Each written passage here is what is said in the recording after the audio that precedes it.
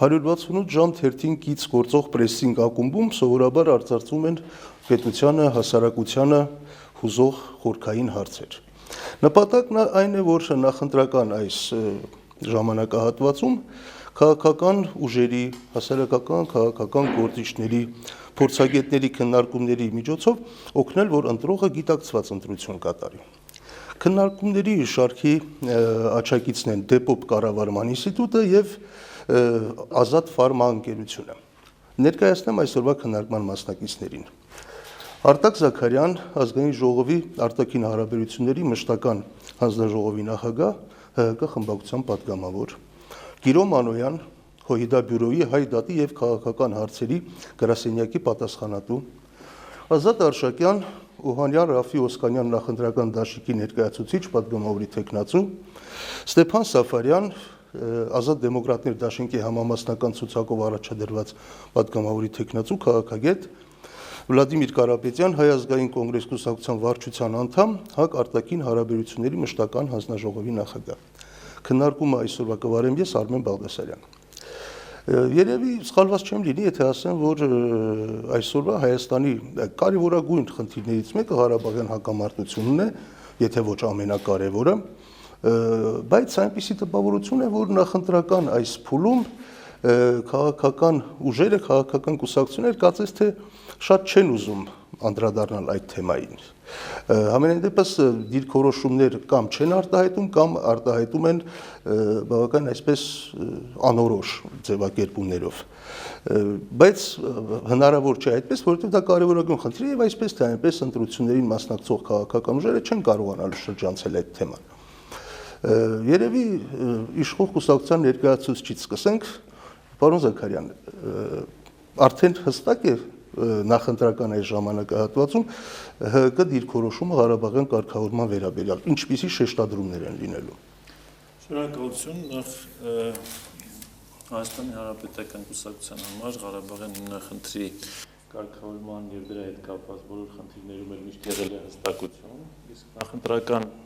այս ժամանակահատվածում բնականաբար մենք պետք է առաջիկա տարիների համար արդեն նաև հանդես գանք մեր ծրագրերով մեր ընտրողների առջև, բնականաբար պատրաստվող ծրագրում առանցքային դեր ու նշանակություն ունի Լեռնային Ղարաբաղի հիմնախնդրի խաղաղ կարգավորման գործընթացը, դրա հետ կապված բոլոր ներքին եւ արտաքին օրակարգային հարցերը, ծրագիրը շուտով արդեն կներկայացվի հասարակությանը, որտեղ բնականաբար Լեռնային Ղարաբաղի հիմնախնդրի կարգավորման գործընթացը, խաղաղ կարգավորման եւ վերջնական խաղաղության գալու գործընթացը հստակ մեկնաբանված եւ ներկայացված է։ ՀՀԿ-ն իշխող կուսակցությունը ինչպես է պատկերացնում կոնկրետ Ղարաբաղյան կարգավորումը, եթե փոխսիջումների հիման վրա, ապա Միսկի խմբի ձևաչափում, որպես միակ ձևաչափ, միջազգային հանրության կողմից Լեռնային Ղարաբաղի ինքնորոշման իրավունքի իրացման համար ճանաչման անհրաժեշտ եւ բավարար պայմաններ, ինչպես նաեւ Լեռնային Ղարաբաղի հիմնախնդիրը ինքնորոշման իրավունքի իրացման միջոցով լուծման հեռանկար, այսինքն այլ տարբերակ, քան ինքնորոշման իրավունքի լիարժեք իրացումն եւ դրանով պայմանավորված նաեւ Լեռնային Ղարաբաղի բնակչության անվտանգության եւ բնական զարգացման համար բավարար պայմանների ստեղծումը ուղղակի չկա։ Պարոն Մանոյան, Դաշնակցությունը ավանդաբար այս հարցում հանդես է եկել որպես առավել արմատական ուժ, առավել արմատական գնահատականներով, հիմա իշխանության հետ համագործակցում եք այս հարցում, Ղարաբաղյան կարգավորման հարցում, 100%-ով համամիտ եք իշխող կուսակցության դիրքորոշմանը, որ խնդիրը պիտի կարգավորվի մադրիդյան սկզբունքների հիման վրա, որոնց կետերից մեկն էլ ենթադրում է 5 տարածքների վերադարձ։ Մադրիդյան սկզբունք, ես խոսեցի ինքնորոշման իրավունքի իրացման վրա։ Մադրիդյան սկզբունքները առայժմ թողնենք մի կողմ։ Բայց բանակցությունները դրա հիման վրա են ընթանում։ Բանակցությունները այսօր դեռևս չկան, այսօր կա մի կարևոր հանգամանք, որ անհրաժեշտ է ապահովել ուժի եւ ուժի սպառնալիքի բացառման մեխանիզմները, որի վերաբերյալ հստակ պայմանավորվածություն են ձեռք բերել եւ Սանկտ Պետերբուրգում եւ Վիեննայում։ Պարոն Մանոյան, շնորհակալություն։ Կարծում եմ այն քիչ կուսակցություններից են, ովքեր դաշնակցության, ովքեր Ղարաբաղի հարցով հստակ տեսակետ ունեն, կարծեմ այն փաստը նաև, որ միայն այս ուժերի ներկայացուցիչներն են հրավիրված այստեղ, նաև խոսում է այն մասին, որ ինչպես նշեցիք, բոլոր քաղաքական կուսակցությունները չէ, որ հստակ կեցված կունեն Ղարաբաղի հարցի մասին։ Հանրապետական կուսակցության հետ մեր համագործակցության պայմանագիրը Արցախի մասին մեկ կետ ունի, այն էլ ոչ կարգավորման ձևի կամ հեռանկարի մասին, այլ հզորացնել Արցախը հնարավորինս, որովհետև կան տեսակետների տարբերություն, մեջտեղ ներկայացված փաստաթուղթը ինչ էլ լինի անունը Մադրիդյան, սկզբունք հիմնարար, սկզբունք ինչ որ է Մինսկի խմբի համանախագահների կողմից առաջարկված փաստաթուղթը երկու հիմնական բաժին ունի։ 2009 թվականին հրապարակվել է դա եւ 2007 թվականին էլ 2007 թվականի նոյեմբերին դրա շուրջ նախնական համաձայնություն եղել է որպես բանակցային փաստաթուղթ։ Ինչ է ասում այդ փաստաթուղթը։ Ունի մեկ բաժին, որ ասում է հարցը պետք է կարգավորվի 3 սկզբունքների հիման վրա, միջազգային իրավունքի 3 սկզբունքների, դա խաղաղ պետք է հարցը կարգավորվի, խնդիր չունենք դրա հետ, պետք է տարածքային ամբողջականության սկզբունքի հիման վրա կարգավորվի, հարց չունենք դրա հետ, որովհետև Ղարաբաղը երբեք մաս չի կազմել անկախ Ադրբեջանին, այսինքն Ադրբեջանի տարածքային ամբողջականության մաս չի կազմում, եւ երրորդ պետք է կարգավիճակը ճշտվի ժողովուրդների իրավաբանության եւ ինքնորոշման իրավունքի հիման վրա, որի հետ բնականաբար խնդիր չունենք։ Մենք խնդիր ունենք մնացած գետերի հետ, որոնք առաջարկվում են այդ սկզբունքների հիման վրա գործադրել։ Խնդիր ունենք, որովհետև դա անդեսում է 88-ից հետո տեղի ունեցած 4-5 տարվա պատերազմ։ Եթե 88 թվականին առաջարկված լիներ, կարծում եմ բոլորս էլ կհամաձայնվեինք այդ առաջարկներին, բայց հաշվի առնելով, որ Ադրբեջանը պատերազմ է անցազերծել, պատերազմը տանուլ է տվել, ստեղծվել է նոր իրավիճակ, հիմա այդ առաջարկված հաջորդ քայլերը կնշանակեն նաև ինչ-որ ձևով հատուցել Ադրբեջանին։ Համաձայն եմ, որ իրականում 1 տարի է, այսինքն նույնիսկ ապրիլից առաջ, 1 տարի է վեր ըստ էության հարցի կարգավորման մասին բանակցություն չկա։ Դրա պատճառը Ադրբեջանի կեցվածքն է, իսկ արդեն ապրիլից հետո ընդհանրապես նույն էլ չկա կարգավորման մասին, այլ խոսակցությունը այն է, որ փորձեն փոխադարձ վստահություն ապահովել ամրագրելով կամ ամրապնդելով զինադատարի ռեժիմը տարբեր քայլերով։ Եվ այս ընթացքում մենք տեսնում ենք, որ իսկապես դժվար է Ադրբեջանի հետ բանակցել, նույնիսկ կարելի է հարցական դնել, որ արժի բանակցել Ադրբեջանի հետ, եթե այսքան բարձ հարցերի շուրջ բոլորի առջև կա համաձայնություն եւ չկա գործադրություն, էլ ինչ ավելի ծանր հարցերի մասին խոսել։ Մեր մոտեցումը այն է, որ նախ հեռանկար այն է, որ Ղարաբաղի վերջո պետք է միանա Հայաստանի, այդ ուղղությամբ պետք է որ նաեւ աշխատանքները շարունակվեն, երկրորդ այսօրվանից մենք պետք չէ խոսենք, թե ինչի պատրաստ ենք, որովհետեւ բավական արդեն շատ խոսվել է այդ մասին եւ դա ստեղծել է կարծեք տպավորություն Ադրբեջանի մոտ, որ ինքը տալիք չունի, որովհետեւ մենք արդեն, այսպես ասած, հրավարակավ ասում ենք այս դարածքը դալու պատրաստ ենք, այսքան դարած դալու ճիշտ է փոխադարձ ինչ որ բանի դիմաց, բայց այդ բոլորը առանց որ դիմացից որևէ բան ստանանք։ Դրա համար էլ կարծում ենք անիմաստ է խոսել հիմա թե ինչքան զիջելու պատրաստ ենք, թեկուզ փոխզիջման պայմաններում եւ հիմնական առաքելությունը պետք է լինի բացի հզորացնելուց Արցախը, նաեւ փորձել ապահովել առնվազն Հայաստանի չափ ճանաչում, այսինքն Հայաստանի կողմից Արցախը ինչքան ճանաչվել է, այդքան ճանաչում, եթե մենք փորձենք ապահովել այլ երկրներից, արդեն բավական մեծ ճնշում կլինի Ադրբեջանի վրա։ Եթե ես ճիշտ հասկացա, դուք զիջումների պատրաստ եք, բայց գտնում եք, որ չարժե այդ մասին բարձրաձայն խոսել։ Չէ, բարձ է, որ փոխզիջումներ պետք է լինեն, բայց մեր հասկացած փոխզիջումները նախ ասեցի, պետք չէ որ խոսվի դրանց մասին, հետո նախ փոխզիջումները պետք է լինեն համաչափ եւ միաժամանակյա եւ ընդհանուր մեկ փաթեթի մաս եւ ոչ թե այսպես այսօր սա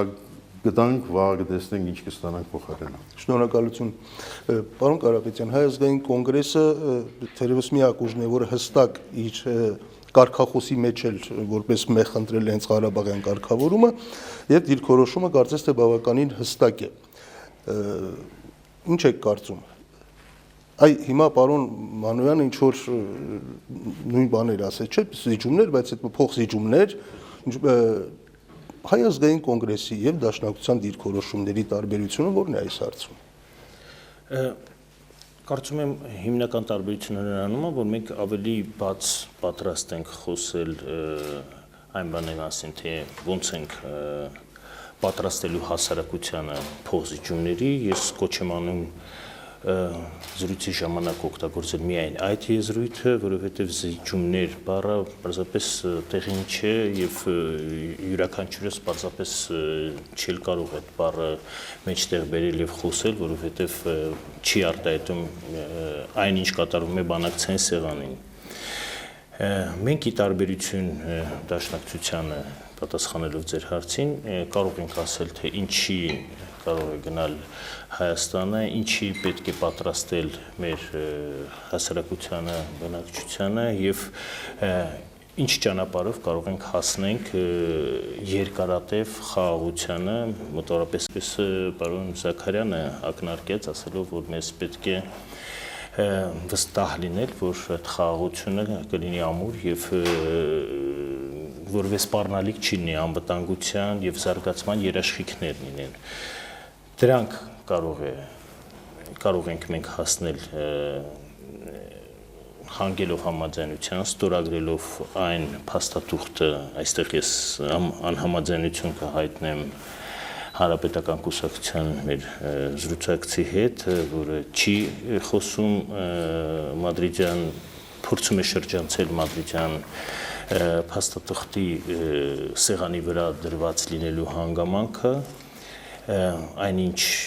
իր կուսակցության ղեկավարն է դրա մասին խոսում եւ բազմիցս ասել է եւ նաեւ վերջերս, ինչպես նաեւ արտգործնախարարը նշել է, որ հիմքում մադրիդյան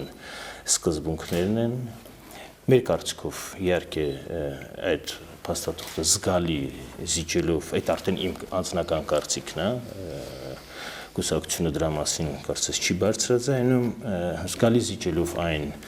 փաստաթղթին, որ ներկայացվել էր 97 թվականին, որտեղ Լեռնային Ղարաբաղը օժտված էր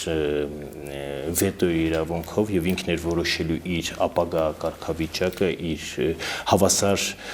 կարգավիճակով Ադրբեջանի եւ Հայաստանի հետ։ Հիմա մենք այդ չունենք, այնուամենայնիվ փաստաթուղթը, մադրիդյան փաստաթուղթը, որի շուրջ հիմա ընթանում են բանակցությունները, կարող է պատշաճ դրույթների շուրջ, համապատասխան դրույթների շուրջ, եթե մենք պատշաճ ուշադրություն դարձնենք եւ հասնենք,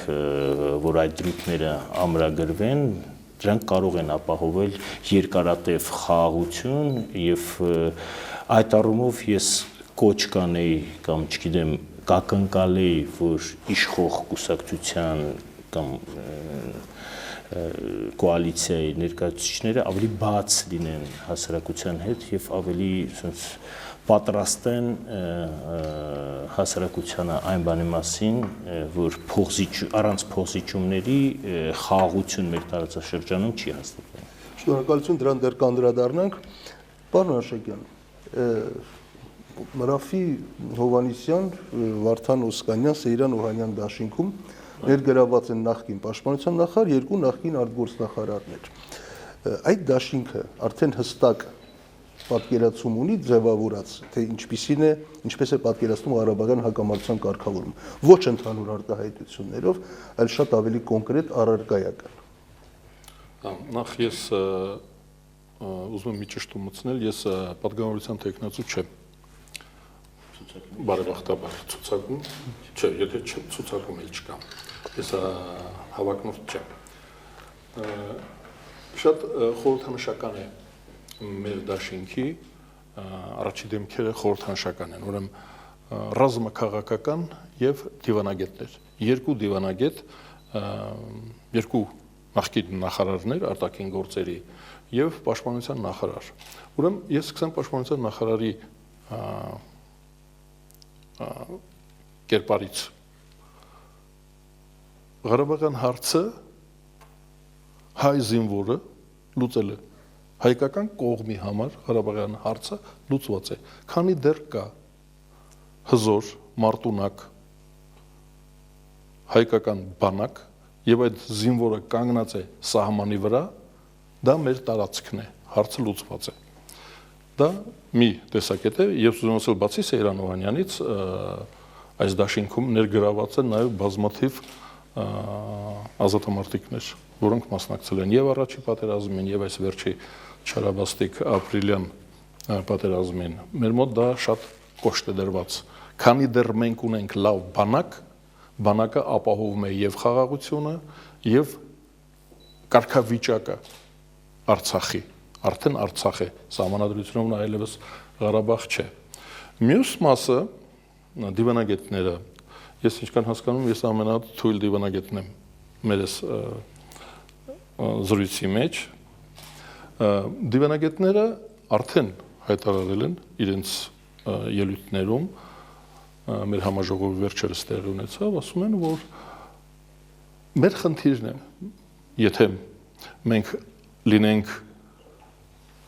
ազդեցիկ ուժ ազգային ժողովում, մեր պետության առաջ խնդիր է դրվելու, որ ազգերի ինքնորոշման իրավունքը փաստացի իրացրած Արցախի ժողովուրդը, մենք բոլորս, մենք չենք բաժանվում Արցախից, Սփյուռքն էլ չենք բաժանում, ես նաև Միացյալ Հայերի, Միավորված Հայերի հասարակական կազմակերպություն, մենք չենք բաժանում Արցախ, Սփյուռք, Հայաստան։ Ուրեմն մեր խնդիրն է իրավական տեսք տալ արդեն գոյություն ունեցող ինքնորոշման իրավունքին։ Այսինքն խնդիրը դրված, որ օգտվել, ես կարծում եմ, որ մենք գնահատում ենք, որ բարենպաստ է աշխարհաքաղաքական ընթացքը մեր տարածաշրջանում բարենպաստ է, որովհետև դեռևս 94-95 թվականին 1994-95 թվականներին արդեն վերանայվեց կամ որ չճանաչվեց մասնակիորեն Լենին-Աթաթուրք դաշինքի այդ կոնֆերանսի մի կարևոր դրույթը, որ դա ներքին խնդիրը չի սովետական միության, Արցախի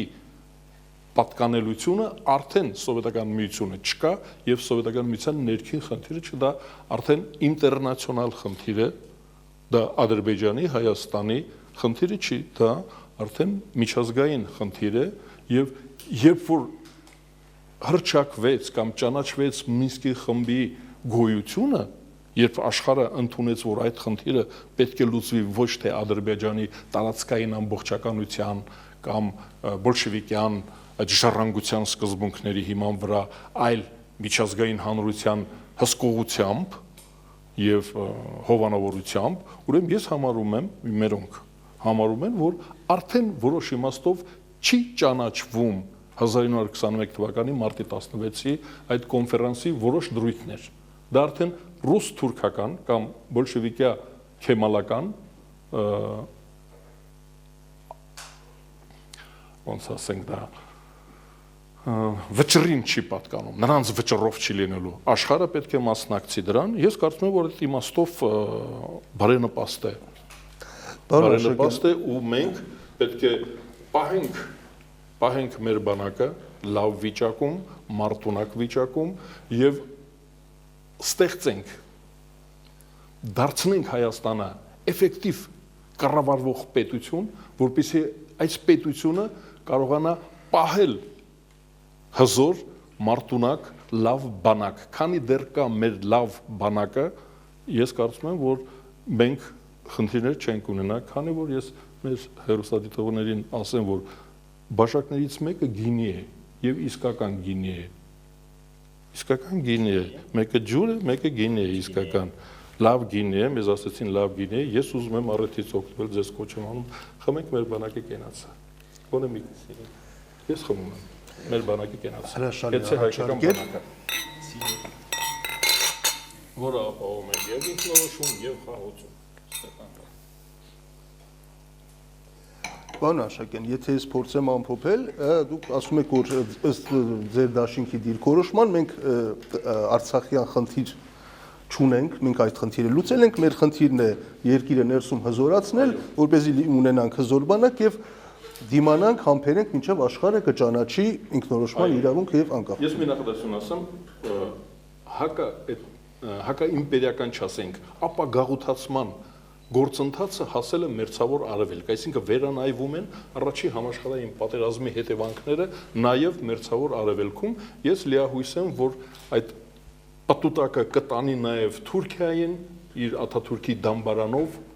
եւ ես հույս ունեմ արդեն խոսակցություններ կան, որ Լենինի դամբարանը նույնպես կվերանա, նրանք կտանեն եւ մեր գործերը լավ կլինեն։ Ղարաբաղյան խնդրի կարգավորումը շատ հստակ տեսլականներ պիտի անկեղծորեն ասենք, պարոն Սաֆարյան, ձեր դաշինքը մենք գարունը բերել ենք արդեն, մենք գրավել ազատագրել ենք մեր երկիրը։ Ձեր դաշինքը հստակեցրել է իր դիրքորոշումը, ինչպես է պատկերացնում Արցախյան խնդրի կարգավորումը։ Թերևս սկսեմ նրանից, որ ազատ դեմոկրատների հետ իմ նախկինում նաև ժառանգության 2012 թվականի համագործակցության արդյունքում արդեն իսկ պատրաստվել էր պլատֆորմը, բայց դա չի նշանակում, թե այն չի վերանայվում շատ հասկանալի պատճառներով, որովհետև 2012 թվականին մենք ապրում էինք միանգամայն այլ ռազմաքաղաքական միջավայրում, այժմ այլ, դրանից իհարկե պահանջները չեն փոխվել կամ այն ստրատեգիական նպատակները, որոնց շուրջ մենք համաձայնել ենք, բացարձակապես փոփոխություն չեն ենթարկվել, խնդիրը այլ դաշտում է, որովհետև ես կարծում եմ շատ կարևոր է, թե քաղաքական ուժերը, տվյալ պարագայում եւ ազատ դեմոկրատները եւ նաեւ մյուսները ինչ դասեր են քաղել անցած տարվա ապրիլյան պատերազմից եւ նաեւ ինչ դասեր են քաղել հենց թեկուզ 2-3 օր առաջ ուրեմն տեղի ունեցած մեկ այլ հարձակման փորձից։ Եվ ես չեմ կարծում, թե այդ դասը էֆեկտիվ կլինի այն ժամանակ, եթե մենք ասենք, մենք խռովում ենք, չենք մտածում լուծումների մասին, որևէ ստրատեգիա չենք մշակում, լայն իմաստով սպասում ենք, որովհետև ակնհայտորեն անկեղծ ասած սկսած հանրապետական կուսակցության թեզերից, վերջացրած իմ գործընկերներով այդ տպավորություններ, որ մենք առայժմ ուղղակի մտածում ենք միայն ռազմաքաղաքական ներկայիս ռիսկերը կառավարելու մասին, բայց ոչ կոնֆլիկտը կառավարելու մասին։ Հանրարդարության հայազգային կոնգրեսին չի վերաբերում, որովհետև ինչպես նշեցիք, անկախ նրանից ինչ վերաբերմունք ունենք ամեն մեկս միմյանց ծրագրերի նկատմամբ, այն բավական հստակ լուծման մասին է։ Ես իհարկե մեր լուծումը իհարկե հակադրվում է դրան եւ ելնում է եւ ոչ միայն դրան, այլ նաեւ ընդհանուր մյուս դիրքորոշումներին, հստակ ես կարող եմ ասել այս պահին, որ ինքը այլընտրանքային է եւ շատ տարբերվող, որովհետեւ մի քանի խնդիր կա, որոնք պետք է նախ առանձնացնել միմյանցից։ Առաջինը անշուշտ, գիտեք, անվտանգության տեսություններում երկու խումբ կա գործառույթների, որին պիտի բավարարի քո ծրագիրդ։ Հանրարդարության հանրապետական կուսակցության կարգախոսը, որքան էլ այդքան էլ համահունչ չէ հանրապետական կուսակցության ապահովված անվտանգության եւ առաջընթացի հետ, բայց այդ ֆունկցիաները հենց այդպես էլ կոչվում են՝ զարգացման ֆունկցիաներ եւ անվտանգության ֆունկցիաներ։ Հիմա այս ֆունկցիաների շրջանակներում ինչ են տեսնում ազատ դեմոկրատները։ Նախ առաջինը հստակ է, որ անվտանգության հետ կապված մենք ունենք ներկայումս շատ ռեալ ռազմաքաղաքական ռիսկերի կառավարման խնդիր։ Դա պատերազմի ուրեմն վերսկսման բացառումն է։ Եվ ցավոք սրտի Հայաստանի Հանրապետության իշխանությունների կողմից թե ներկայիս իշխանությունների, թե նաև նախկինում իրականացված քաղաքականության ավարտը թերևս ապրիլյան պատերազմն էր։ Այսինքն, եթե գիտեք, Կլաուզևիցն ասում է, քաղաքականությունը դա պատերազմի շարունակությունն է պարզապես այլ մեթոդներով։ Հիմա եթե մենք նորից վերադարձել ենք պատերազմի շեմին, պատերազմի ուրվականին, սա նշանակում է մեր քաղաքականությունը իսկի բանի պետք չի եղել, բերել է նման իրավիճակի։ Հիմա ո՞րն է լուծումը։ Առաջին խնդիրը, որը տարիներ շարունակ այդպես էլ ուշադրության չարժանացավ, դա սպառազինությունների մրցավազքը դադարեցնելու կապակցությամբ կոնկրետ քայլերի ձեռնարկումն էր։ Հայաստանը ցավոք սրտի վերին աշճանի շատ ուշ սկսեց անհանգստություն հայտնել, օրինակ, մեր ռազմավարական դաշնակից Ռուսաստանի կողմից Ադրբեջանին սպառազինելու կապակցությամբ։ Հիշեցնեմ 2014 թվական, երբ Սերժ Սարգսյանը այցելությամբ գտնում էր Լատինական Ամերիկայի երկրներում, միայն այդ ժամանակ այն էլ շատ անհստակ, որ մեր ժողովուրդը մտահոգված է Ռուսաստանի կողմից Ադրբեջանին սպառազինություններ տրամադրելով, այս ձևակերպմամբ հնչեցվեց։ Մենք նույնիսկ հիշեցնեմ այդ ժամանակվա պաշտպանության նախարարին, երբ հարց էին տալիս արդյոք որպես պաշտպանական գերատեսչություն ինքը մտահոգություն չունի ուրեմն սպառազինությունների Ադրբեջանի սպառազինումից պատասխանը բառացիորեն եղել է հետևյալը. մենք վերահսկում ենք Ադրբեջանի եւ Ռուսաստանի միջև ռազմատեխնիկական համագործակցությունը։ Մի կողմ եմ թողնում, որքանով դա կարող է լինել կամ որքանով դա կարելի է համարել պատշաճ հայտարարություն, այնուամենայնիվ Հայաստանը վերնաշանի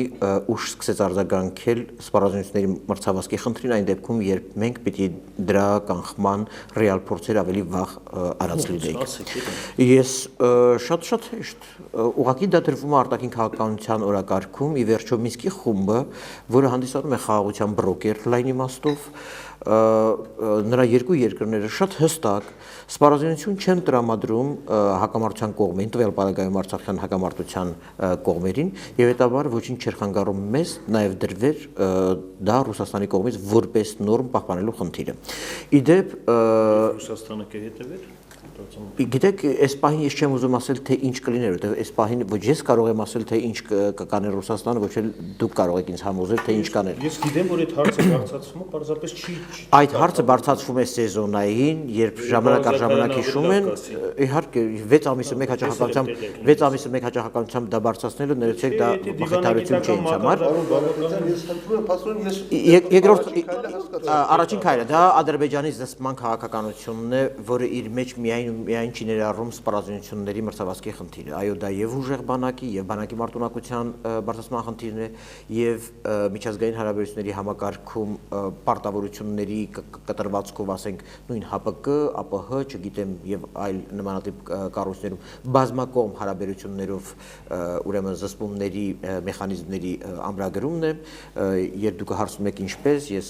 նաեւ ասեմ, որ 2012 թվականին ինքս կոչ էի արել ազգային ժողովի բոլոր պատգամավորների խմբակցություններին, որպեսզի իրենք նույն օրինակ ՀՊԿ-ի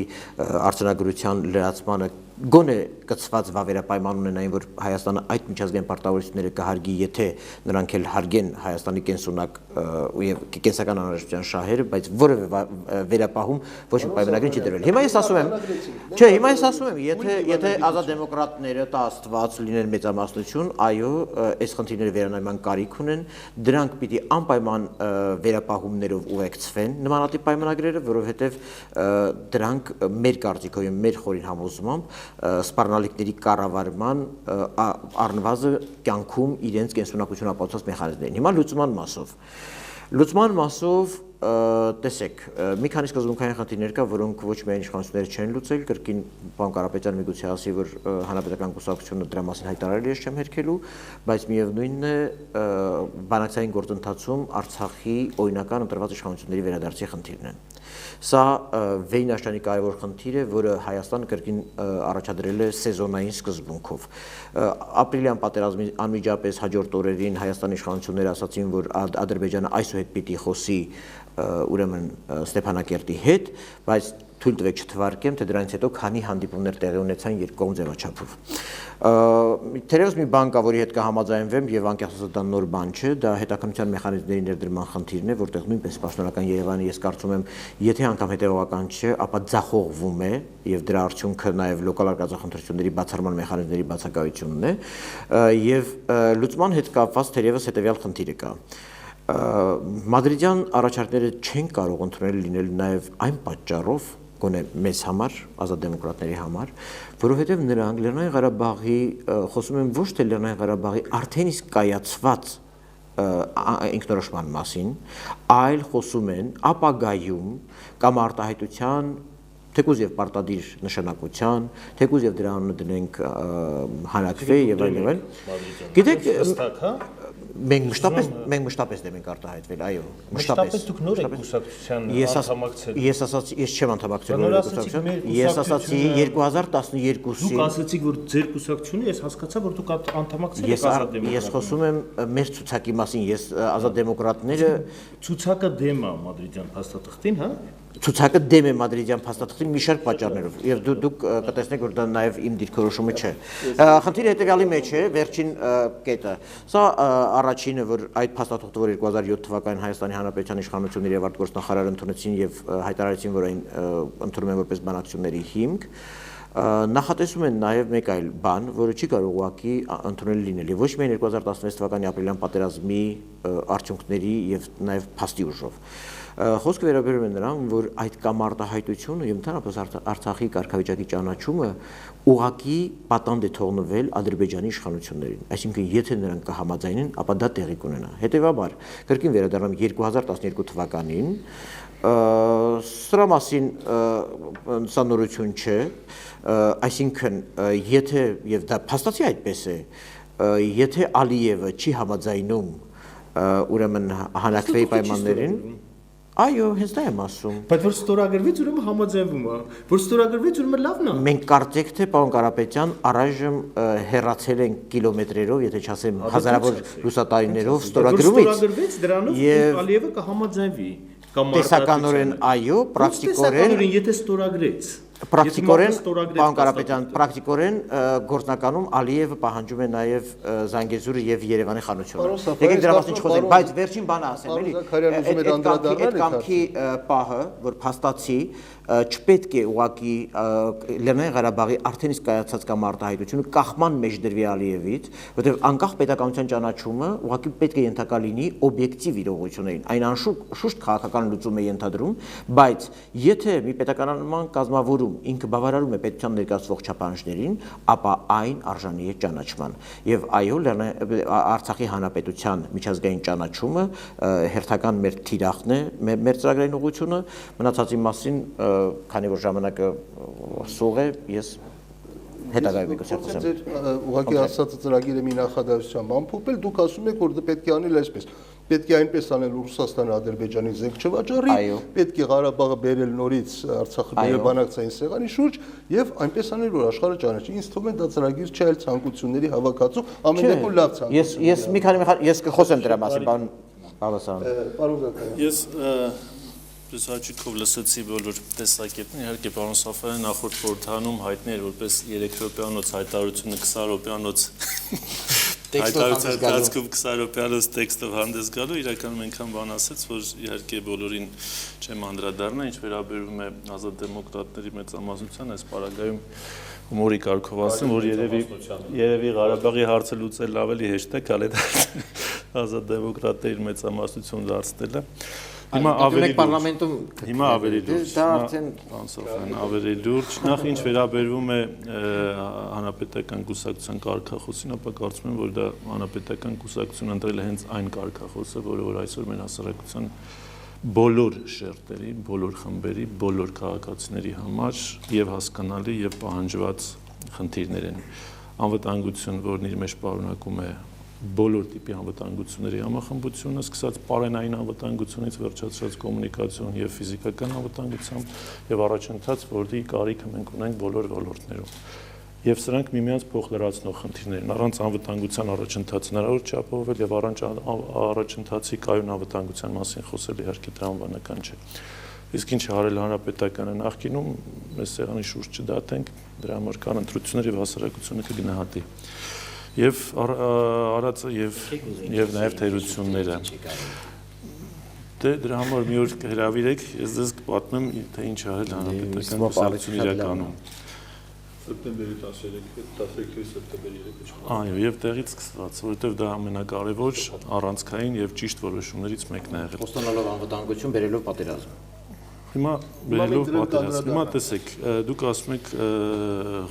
բերելով պատերազմ։ Պատերազմը ոչ թե բերվել է, պատերազմը ընդհակառակը ամեն կերպ նվազեցվել է եւ հասցվել է նրան, որ այդ պատերազմը զուտ վերածվի բախումների, որովհետեւ մենք եթե վարվեր այլ քաղաքականություն, այն քաղաքականությունը, ինչը որ դուք եք պաշտպանում եւ այդ թվում նաեւ ժառանգություններ պաշտպանում, այդ քաղաքականության արդյունքում մենք որևէ կերպ չէինք կարող դիմագրավել ապրիլյան պատերազմին կամ կունենայինք շատ ավելի բարդ եւ անհասկանալի տարածաշրջան ապրիլյան պատերազմին, որը ավարտվեց քառօրյա ընթացքով, որովհետև դրա համար Հայաստան ուներ բավարար եւ ներքին եւ արտաքին ռեսուրսներ այդ անվտանգությունն ապահովելու։ Դուք ասում եք, որ սպառազինությունների մրցավազք։ Մենք դեմ ենք բոլոր տիպի անիմաստ սպառազինություններին կամ ինքնանպատակ սպառազինությունների եւ մեր նպատակը դա չէ։ Իսկ սպառազինության մակարդակը մեզ անհրաժեշտ է այնքան, որքան որ պահանջում է մեր տարածաշրջանում խաղաղության ապահովման խնդիրները։ Մեր սպառազինությունը ուղղված է խաղաղությանը եւ երբեք մենք որևէ մեկին թշնամի չենք համարել, քանի դեռ չենք տեսնում թշնամական գործողություններ։ Այսօր հասկանալի է, թե մեր թշնամիներն ովքեր են, որոնց հետ մենք վարում ենք խաղաղության բանակցություններ, ոչ թե պատերազմի բանակցություններ։ 2014-ին հիշեցիք 2014 թվականին չենք հիշել, դրանից միշտ էլ սպառազինության խնդիրը եղել է 2014 թվականի օգոստոսյան ադրբեջանական ագրեսիայից հետո, հենց Հայաստանի պետական սահմաններից հետո արդեն իսկ այդ խնդիրը դառավ հրապարակային խնդիր, իսկ մինչև այդ բազմաթիվ անգամներ դիվանագիտական եւ քաղաքական բանակցություններում այդ խնդիրները դրվել են եւ այլ բանավոր չի հայտարարվել։ Չի ստացվել։ Ոչ թե չի ստացվել, Հայաստանի Հանրապետությունը ուրիշ ռազմաքաղաքական, ռազմատեխնիկական բալանսում է գտնվում եւ Հայաստանի Հանրապետության այդ համագործակցությունը ցավոք չի սահմանափակում իր դաշնակցին այլ պետությունների հետ եւս ունենալ։ Ես իհարկե շատ կուզեի ձեր հետ միասին եւ բոլորս միասին կուզենք, որ Ադրբեջանը ընդհանրապես զենքի որևէ աղբյուր չունենար, բայց եւ Ուկրաինան, եւ Բելոռուսը, եւ մնացած շատ ու շատ պետություններ բարբերաբար ռազմատեխնիկական համագործակցության մեջ են եղել եւ Իսրայելը եւ այլն։ Վերադառնանք Արցախի օրինական, հա, ինչպես ասացիք, օրինական ընտրված իշխանությունների բանակցային գործընթացում վերականգնելուն։ Այո, մեր ծրագրում եւ նախկինում 2012 թվականին եւ ներկայում հստակ գրված է, որ ամեն ինչ պետք է անել, որպեսզի Արցախը վերադառնա բանակցային որպես լիիրավ կողմ։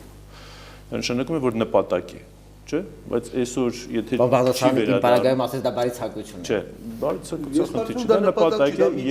եւ դա անպայման պետք է լինի, եթե մենք խոսում ենք վերջնարդյունքի մասին։ Այսօր Հայաստանի Հանրապետությունը լինելով Արցախի բնակչության անվտանգության երաշխիք, բանակցությունները վարում է զուտ ձևաչափում պահելով Լեռնային Ղարաբաղի Հանրապետության շահերը, բայց որոշման կայացման գործընթացում բնականաբար առանց պաշտոնական Ստեփանագերտի որևէ որոշում չի կարող կայացվել։ Ավելի բաց հասարակության հետ լինելով, պարոն Կարապետյանն ասել, թե ավելի բաց լինենք հասարակության հետ, ես կարծում եմ, որ Լեռնային Ղարաբաղի խնդիրը բոլոր հրապարակային ելույթներում միշտ եղել է եւ մենք հստակ ասել ենք, որ ինքնորոշման իրավունքի իրացումն է այն ճանապարհը, որին մենք պետք է մոտենանք Լեռնային Ղարաբաղի խնդրի կարգավորման լուծման որպես միջոց, ճանապարհ, որպես դուռ։ Այդ դռնով մենք պետք է մտնենք, ուրիշ դուռ չկա։ 1996-97 թվականներին իշխանությունները հենց այդպիսի դիրքորոշում ունեին։ Եվ այսինքն ինչպիսի որ Ղարաբաղի ինքնորոշման փաստաթուղթեր նախաստորագրված եւ Հայաստանը կողմ։ Հիմա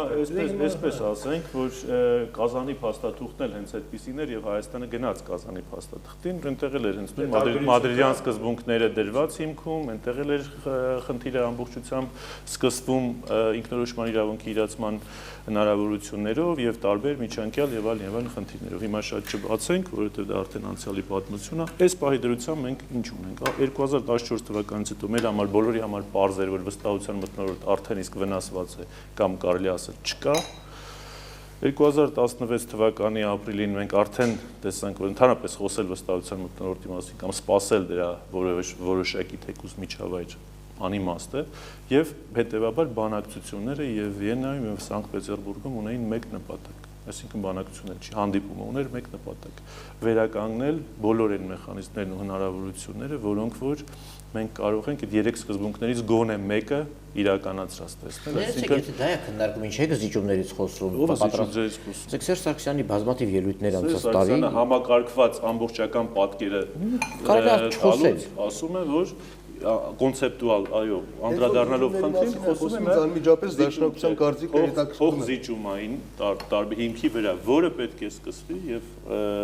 իր ընթացքը ստանա ինքնորոշման իրավունքի իրացման միջոցով եւ պաշտոնական Ստեփանագերտի մասնակցությամբ Հայաստանի Հանրապետությունը փոխզիջելու ոչինչ չունի, որ 1001-ում էլ ուզում է լինի դա։ Իհարկե մենք բոլորը շահագրգռված ենք, որպեսզի խնդիրն ունենա շատ արագ լուծում, որովհետեւ դա ամբողջ տարածաշրջանի համար զարգացման, ամբողջ տարածաշրջանի համար դա կայունության, կայուն զարգացման եւ խաղաղության, երկարատև խաղաղության բանալին է։ Բայց մենք Չպետք է նաև բացառենք այն հանգամանքը, որ կոնֆլիկտի կարգավորումից բացի կան ուժեր, որոնք շահագրգռված են կոնֆլիկտի կառավարմամբ, մենք պետք է հաշվի առնենք այն քաղաքական եւ արտաքին քաղաքական միջավայրը, որում մենք գտնվում ենք, նաև սպառնալիքները, փոփոխվող շահերը եւ այստեղ պետք է կարողանալ համբերությամբ վարել են քաղաքականությունը, որը որ մենք հիմա վարում ենք։ Իհարկե, այդ քաղաքականությունը մեր համար արժենում է շատ թանկ, ամենաթանկ կապիտալն ենք մենք այդ քաղաքականության մեջ կորցնում, մարդկային կյանքեր նաև, բայց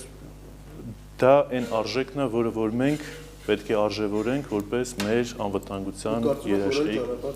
Ոչ թե այլ ճանապարհ չկա, դա մեր համար պարտադրված ճանապարհ է մեր գոյությունն ապահովել։ Այդ արժեքը չպետք է լինի, էլի։ Տեսեք, իհարկե չպետք է լինի, պարոն Կարապետյան։ Կյանքերի մասին մի քիչ բան պետք է, էլի։ Ինչ, այսինքն։ Մի քիչ զգույշ խոսանք ու մենք պետք է առաջին հերթին փակենք աչքներս ինչ որ եղել է։ Արժեքն է, այդ բանն է։ Ի վերջո մենք ամեն ինչ պետք է անենք, որ յուրաքանչյուր կյանքը փրկենք, ոչ թե համարենք, որ դա գինը է։ Խնդրում եմ, էլի, այդպեսի բաներ մի ասեք, որ հիմա մարդիկ մտածեն, որ ես ուրիշ բան եմ։ Հիմա զգույշ է, այսինքն դա այդ արժեքն, այսինքն բոլորը դրա մասին գիտեն զգույշը որն է, մենք ամեն օր ենք դրա մասին խոսում։ Դուք եք խոսում, մամուլն է խոսում, բոլորն են խոսում։ Եվ ինչա դա թաքցնելու բան է։ Հենց մենք դրանով ենք Ադրբեջանից տարբերում, որ չենք թաքցնում եւ դրա մասին պարզ ենք խոսում, որովհետեւ դա մեր Հայաստանի Հանրապետությունում, Լեռնային Ղարաբաղի հայկական բարձրավանդակում Հարավային Կովկասում մեր գոյության այսպես հիմքերից, այո, պայմաններից մեկն է։ Մենք պետք է խաղաղությանը ձգտենք նաև մեր ամրոցը ուժեղացնելով, մեր ուժը, մեր այսպես պաշտպանունակությունը ցուցադրելով եւ դրա համար մենք այսօր զարգացման շատ ու շատ խնդիրներ փոխարինում ենք անվտանգության ապահովման խնդիրներով։ Դրա համար այսօր շատ ու շատ ոլորտներ տուժվում են միայն նրա համար, որ մենք ռեսուրսներն ուղղում ենք ավելի շատ պաշտպանունակության, անվտանգությանը, բանակի ամրապնդմանը, այսօր խոսում ենք ազգ-բանակ հասկացությունից։ Իսրայելի օրինակը վերցնենք նայենք։ Իհարկե տարբերություններ կան, բայց ընդհանրությունները շատ կան։ Եվ այդ սպառնալիքների միջավայրը միանգամից ոչնչացնել չի լինի։ Մենք տեսանք, որ Ադրբեջանի ապրիլյան ագրեսիան, պատերազմը ինչպես ողջունվեց անմիջապես Թուրքիայի կողմից։ Մենք այդ սպառնալիքը դեռ մեծ սպառնալիքը չենք գնահատել, մենք դեռևս արևելյան սպառնալիքի ուղղությամբ ենք մտածում։ Հետևաբար քաղաքական ամբողջ գործընթացները մեկ ընդհանուր փաթեթի մեջ է պետք։ Արցախյան խնդրի խաղաղ եւ հայանպաստ լուծումը նաեւ անհրաժեշտ է, որպեսզի մենք կոռուպցիան իսպառ ընդհանրապես բացառենք մեր երկրում, անվտանգության բոլոր մեխանիզմները այսպես կարողանանք կառավարման արդյունավետության բարձրացման միջոցով ներդրումային հստակ միջավայր կարողանանք ապահովել Հայաստան-Սփյուռք գործակցությունը իր կենսունակության մեջ ամբողջ ծավալ, ամբողջ ներուժը կիրառել։ Այսինքն մենք բազմաթիվ խնդիրներ ունենք եւ Ղարաբաղյան հիմնախնդիրը այսպես դիսկրետ հատվածային խնդիր չի մի կողքի վերադրած, որ պատտվենք սկսենք այդ հարցով զբաղվել։ Ինչ հարցով էլ որ մենք վերցնում ենք, Ղարաբաղյան հիմնախնդիրը առանցքային հիմնախնդիրներից մեկն է, որովհետեւ դա նաեւ անվտանգություն է, նաեւ խաղաղություն է։ Հիմա օգնում եք ձեր մրցակցից։ Ես ոչ մեկին չեմ էլ խանգարել։ Եկեք լսենք պարոն Մանույանի ասվածների մի քանիսի մասին Մրցակից որպես ով։ Ինչպես դուք եք մրցակիցը։ Հա, մենք էլ ենք մրցակից, բայց այս մեջ երբ որ ասում եմ, որ Ղարաբաղյան հարցը խանգարում է կարաքին, Չէ, ես չեմ ասում խանգարում է։ քանի դեռ կա Ղարաբաղյան հարցը, Մենք կոռուպցիան ավելի լավ չենք կարող մենք հաղթահարել։ կոռուպցիայի դեմ լավ չենք կարող պայքարել։ Բայց մի քիչ առաջ դա ասեցիք։ Ոչ, ես բավարար եք sense հասկանում, բա հասարակությունը։ Ուրեմն ասեք, բաց ձևակերպեք ձեր մտքերը խնդրեմ։ Ես ասում եմ, մեզ որպեսի Ղարաբաղյան խնդիրը ոչ։ Եկեք երթը խոսենք, իրար լսենք։ Ժորդ, ես տեղ եմ, չեմ գնացել։ Մի հատ նորից կրկնեմ, ավելի պարզ, որպեսի հստակ լինի։ Կոռուպցիայի առկայությունը եւս խոչընդոտում է մեր անվտանգության եւ կայուն զարգացման, այդ թվում նաեւ Ղարաբաղյան հիմնախնդիրը։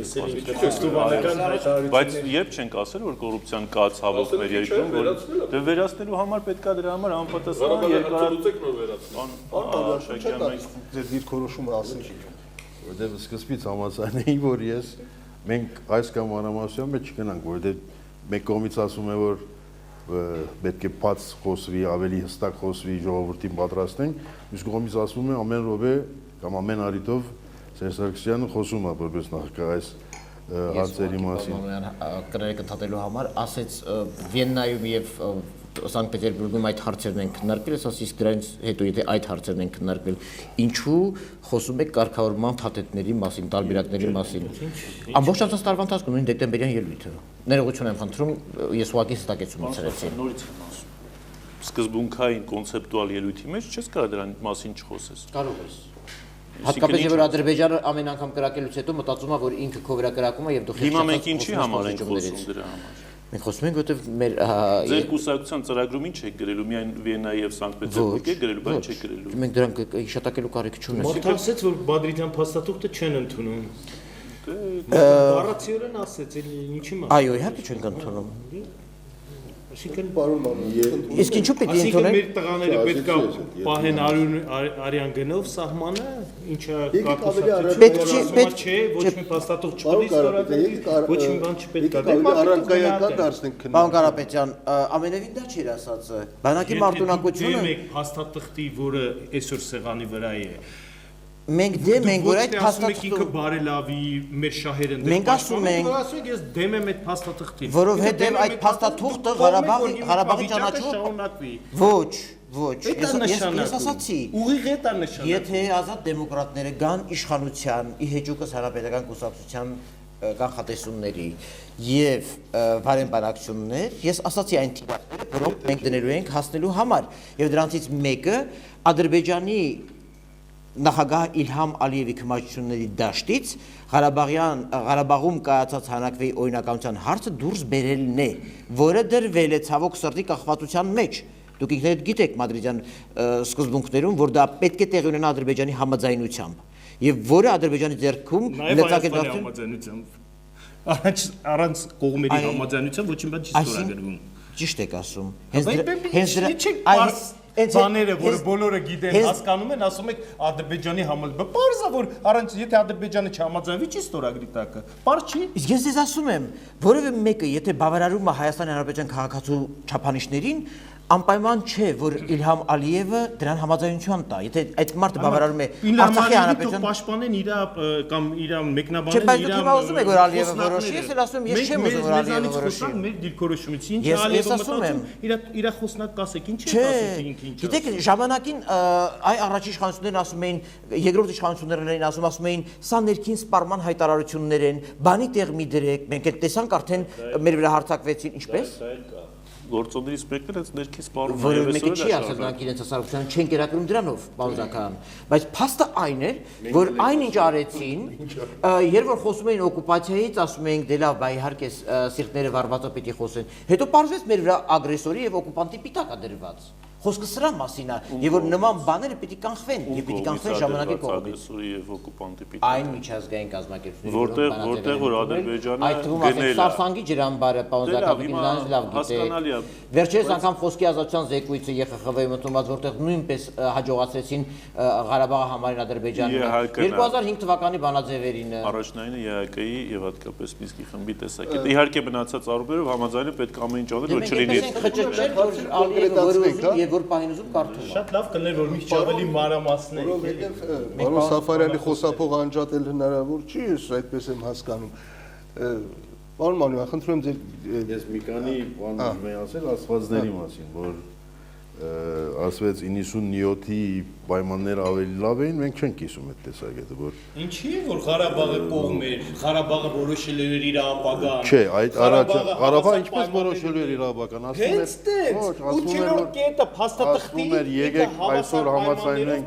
ինչի մասին կարելի է համաձայնել։ Որոշել իր ապագան։ Կարգավիճակի հարցը վերջը կխոսենք։ Ի՞նչն էր որոշում, Ղարաբաղն էր որոշում, ստորագրողն էր որոշում, ոչ թե այն փաստաթուղթը, որտեղ հիմա դուք կողմ եք ու կոալիցիա եք։ Մենք այդ փաստաթղթի հիմա ասեցի, որ կողմ չէ, բայց դուրս չեք գալիս կոալիցիայի։ Պետք է կան, շատ անանկիշտ է երևում հագը, որ մենք կոալիցիա ենք։ Չեմ հասկանում, համ կողմ չեք, համ էլ կոալիցիա եք։ Որովհետև մենք համագործակցում ենք այն հարցերի շուրջ։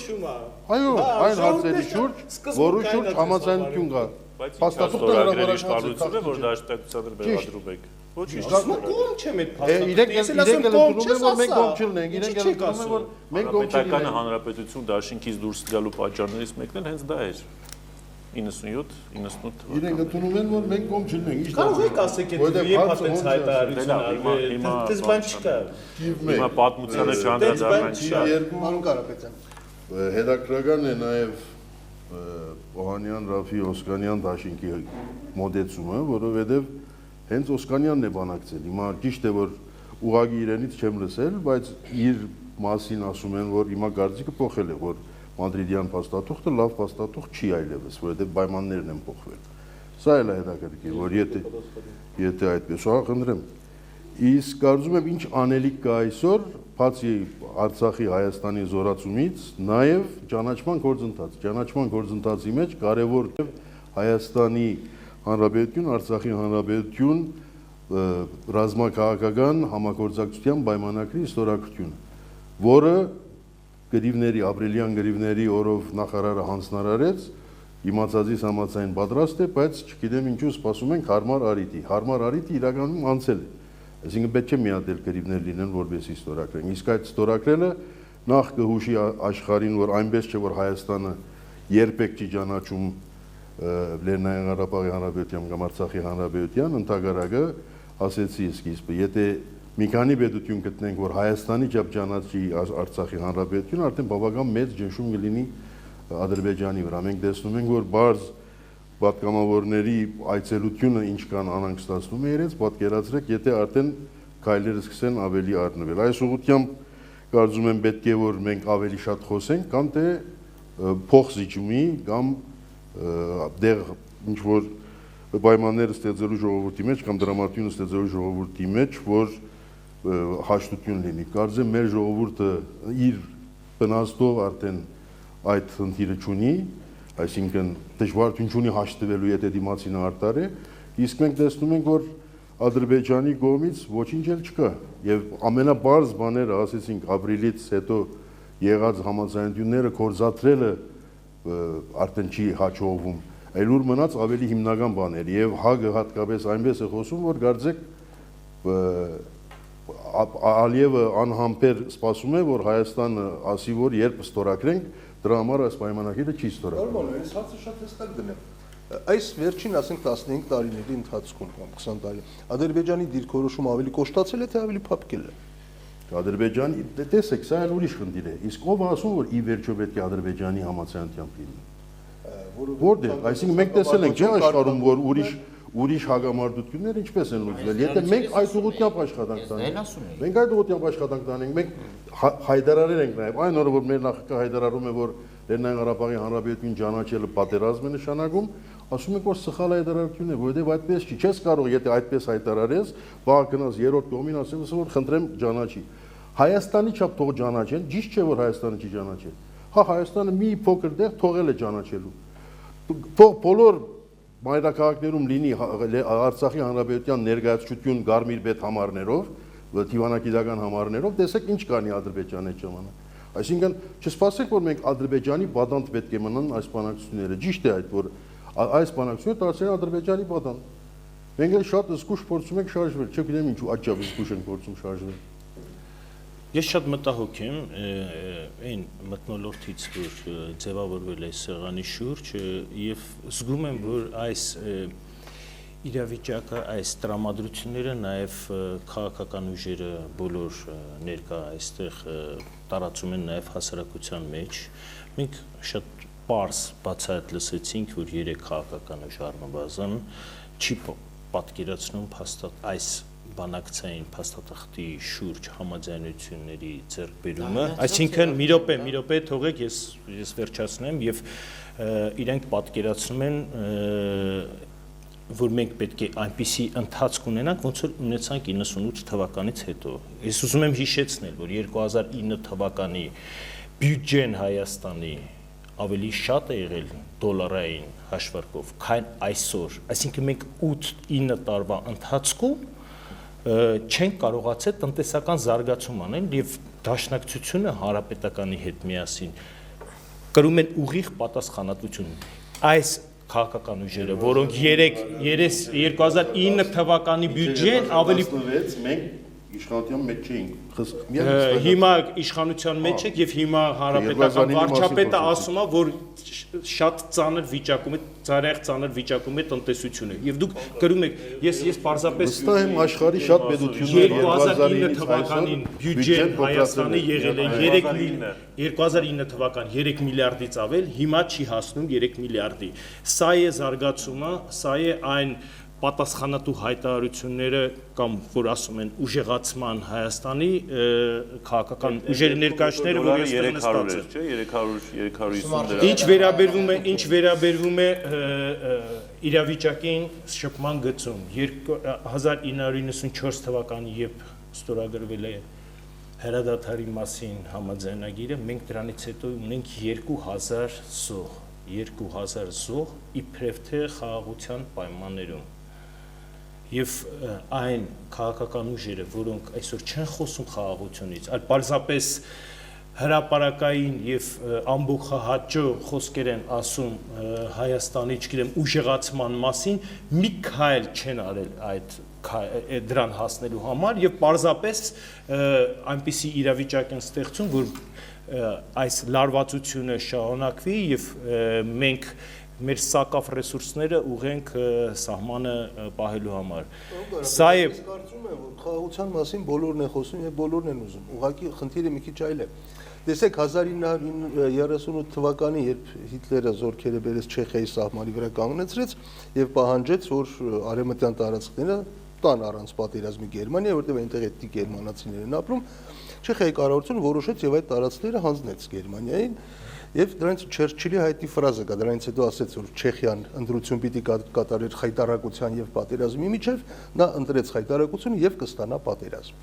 Այսինքն կա նաեւ այդպիսի խնդիր։ Չէ, խաղաղություն բոլորն են ուզում, ինչ գնով։ Իմ կարծիքով լավ համեմատություն չեք բերում։ Խաղաղությունը դիմացինին չեք տեսնում դուք։ Նախ շատ լավ տեսնում եք, շատ լավ տեսնում եք։ Ասում ենք, մտածում ենք ոնց գնանք Շատ լավ խփենք տեսնում եք, ախր։ եկեք մի քիչ մասնագիտական, մենք բոլորս այս գործից հասկանում ենք, մենք շատ լավ պետք է զատենք քարոզչությունը այն բուն գործընթացից, որ տեղի ունենում։ Բուն գործընթացը դա մադրիդյան փաստաթղթի շուրջ բանակցություններն են։ Հիմա պարոն Զաքարյանը այստեղ նստած ասում է բանակցություն չկա։ Ես համաձայն չեմ ձեզ, պարոն Զաքարյան։ Դուք ճիշտ չեք ասում։ Դուք քարոզչական կրկին sense մթնոլորտ եք ուզում ձևավորել։ Դուք գիտեք, որ կա բանակցություն։ Եթե Նալբանդյանը բավականին ծանր sense պայմանավորվածություններից հետո այնուամենայնիվ Մյունխենում հանդիպում է իր ադրբեջանական գոլեգայի հետ, այնուհետև այսինքն այսօր առաջնորդի դերը ստանձնած խաղաղարարների մեջ Ռուսաստանի արտգործնախարարի հրավերով գնում է Ռուսաստան եւ խոսում են զուտ հիմնականում Ղարաբաղի խնդրի շուրջ։ Եթե դրանից հետո ձեռքաբերվում պայմանավորվածություն Ադրբեջանի արտգործնախարարի նույնպես չպլանավորված նախորոք այդ Ռուսաստանի Դաշնություն, որովհետև մի քանի անգամ արդեն գնացել էր Լավրովի ժամանակներ գալ, թե Հայաստան, թե մեր հարևան երկիր։ Ես վստահ եմ, որ ապրիլին ընտրություններից հետո շատ արագ տեղի ունենալու գործընթաց։ Հիմա եթե մենք ստեղ նստենք եւ ասենք խոսում են միայն Սանկտ Պետերբուրգի սկզբունքների մասին եւ չկա sense խաղաղ բանակցությունների եւ հարցը կարգավորելու վերաբերյալ բանակցություն արդյոք ճիշտ կասենք։ Հա, կարող ենք մենք հասարակության ասենք, որ տենց բան չկա, բայց բոլորս է գիտենք, որ այս վիճակը եթե այսօր նույնիսկ անդրադարձել է ՄԱԿ-ի գլխավոր քարտուղարը, բազմաթիվ միջազգային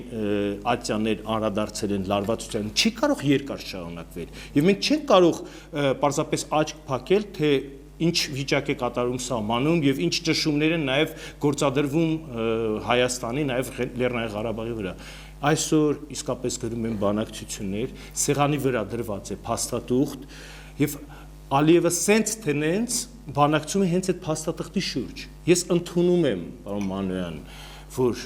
կան տարաձայնություններ հիմնական կետերի վերաբերյալ ռեֆերենդումի վերաբերյալ, այսինքն որ Ադրբեջանը ճանաչի իրավունքը Լեռնային Ղարաբաղի, ինչպես։ Ասում եք ընդունում եք դա։ Ընդունում եմ, որ կան տարաձայնություններ, բայց մյուս կողմից էլ վստահ եմ, քանի որ համանախագահ երկրները շատ հստակ բազմիցս մի քանի մակարդակով, թե իրանց դեսպանների, համանախագահների Մինսկի խմբի, թե արտգործնախարարների մակարդակով նշել են, որ այս կետը անսասան է եւ պարտադիր պետք է լինի, վերջի անգամ դրա մասին խոսեց Ռուսաստանի արտգործնախարարը, կարծում եմ, որ մեր դիրքերը այդ առումով ամուր է եւ հնարավոր չի, որ մենք այդ հարցում զիջենք։ Մնում են մի քանի տարաձայնություններ եւ այդ մի քանի տարաձայնությունները նաեւ մեր մոտեցման բարձրաձայն հայտնած մոտեցման միջալից այսօր դրա մասին խոսել է նաեւ Սերժ Սարգսյանը Բրյուսելում, երբ կոչ էր անում միջազգային հանրությանը լրացուցիչ ջանքեր գործել։ Ինչի մասին է բա ասում։ Եթե ոչ այդ փաստը տխտի, ինչի մենք ասենք, որ ոչ մի բանակցություն չկա, ոչ մի process չկա, դա պարզապես թաքցնել է իրականությունից մեր ժողովրդի, թե ինչ է կատարվում հիմա բանակցային սեղանում։ Իսկ ինչ վերաբերվում է այդ ձեր հարցին, ես այսպես եմ մտածում եւ մեր մոտեցումն էլ հետեւյալն է, որ մեր գերնպատակը պետք է լինի Լեռնային Ղարաբաղի ժողովրդի ինքնորոշման խնդիրը, որ ինքը ապրի անվտանգության պայմաններում եւ իրացնի իր իշխանությունը տարածքում։ Մենք ոչ մի բան չենք զիջելու Լեռնային Ղարաբաղի տարածքային ամբողջականությունից եւ այդ կարծում եմ յուրաքանչյուրս տեղ նստած դրա շուրջ մենք ունենք կոնսենսուս։ Այդ ինչ զիջելու մասին է խոսքը։ Ինչ եք հասկանում Արցախի տարածքային ամբողջականություն։ Ես ուզում եի դա ճշտել։ Դրա կարծես թե տարբեր բաներ են հասկանում այդ անվան տակ։ Մեկը հասկանում է ճշտեք թող ամեն մեկը արտահայտի Լեռնային Ղարաբաղի ինքնավար Այդ որ ասում եք ոչ մի բան չեք զիջելու։ Ինչ է նշանակում ոչ մի բան չեք։ Փորձը միած sense համեմատություն չէ։ Այսօր իրավիճակը այն որ ստեղծվեց արևելյան Ուկրաինայում, մասնավորապես Դոնբասի եւ Լուգանսկի որոշ տարածքների անջատումը Ուկրաինա փաստացի անջատումը իրավական կատեգորիաներից չեմ խոսում եւ փորձը ձևավորել ինչ որ Նովորոսիա անունով պետություն կամ այն ձգտումները որ իրենք ունեին որովհետեւ էթնիկ ռուսները այնտեղ մեծամասնություն են կազմում ձգտումները որ ունեին Ռուսաստանի հետ միավորվելու եւ այն դիսկուրսը որ Ռուսաստանում կար միացնելու դուք իրատեսական համարում եք ես մի բան կարող եմ ասեմ դա այսօր այսօրվա պայմաններում անհնարին է նման այսինքն որ Ռուսաստանը կարողանար նման բան մտածել Թարապես ենք խճճվելու կոնկրետ հարց եմ տվել ինչ է նշանակում ոչ մի բան չենք զիջելու այ դուք ասացիք որ ոչ մի բան չեք զիջելու ես ձեր ամենամեծ իջատագովը կլինեմ եւ երկրպագուն եթե դուք խնդիրը լուծեք ոչ մի բան չզիջելու հիմա ասեք ինչ է նշանակում դա տարածքային ամբողջականությունը պետք է պահպանվի Լեռնային Ղարաբաղը ինքնորոշման սկզբունքը պետք է հարգվի Ես ուզում եմ խնդրում եմ ինձ թույլ տվեք մասնակցել վերջինաշոք կա պետք է գնանք մենք եթե դուք ելույթ եք ուզում ունենալ Լեռնային Ղարաբաղի ներկայացուցիչը չեմ Արցախի ներկայացուցիչ չեմ Լեռնային Ղարաբաղը չկա Արցախ սահմանադրությունը դե պետական անունը Արցախի ժողովուրդը ինքը կորոշի Արցախի ժողովուրդը ինքը կորոշի այսօր փաստաթուղթ կա այն փաստաթուղթը որ կա ինչի մասին որ խոսում են զիջումների մասին խոսում են մենք կարծում ենք որ այդ զիջումները կարող է խելամիտ լինեն եթե մենք ամբողջությամբ ապահովում ենք ինքնորոշումը ով ինչքան է խոսում հիմա մի հարց մի քանի օր առաջ ես ինձ էլ Արցախում ռեֆերենդում է եղել եւ սահմանն է գծվել Արցախը հայտարարել է իր տարածքը այդ տարածքի մասին եք դուք ասում Ղարաբաղ չի այլևս Արցախը ունի տարածք այդ տարածքը ինքը հայտարարել է հիմա դուք այդ տարածքի անձեռնմխելիության մասին եք խոսում ոչ մի զիջում գիտեք այդ ես էլ ձեզ հարց տամ Սերժ Սարգսյանը մի քանի շաբաթ առաջ ՌԻԱ Նովոստի լրագրողին Կիսիլովին հարցազրույց տալով խոսեց փողզիջումային փաթեթի որոշ տարերի մասին, որտեղ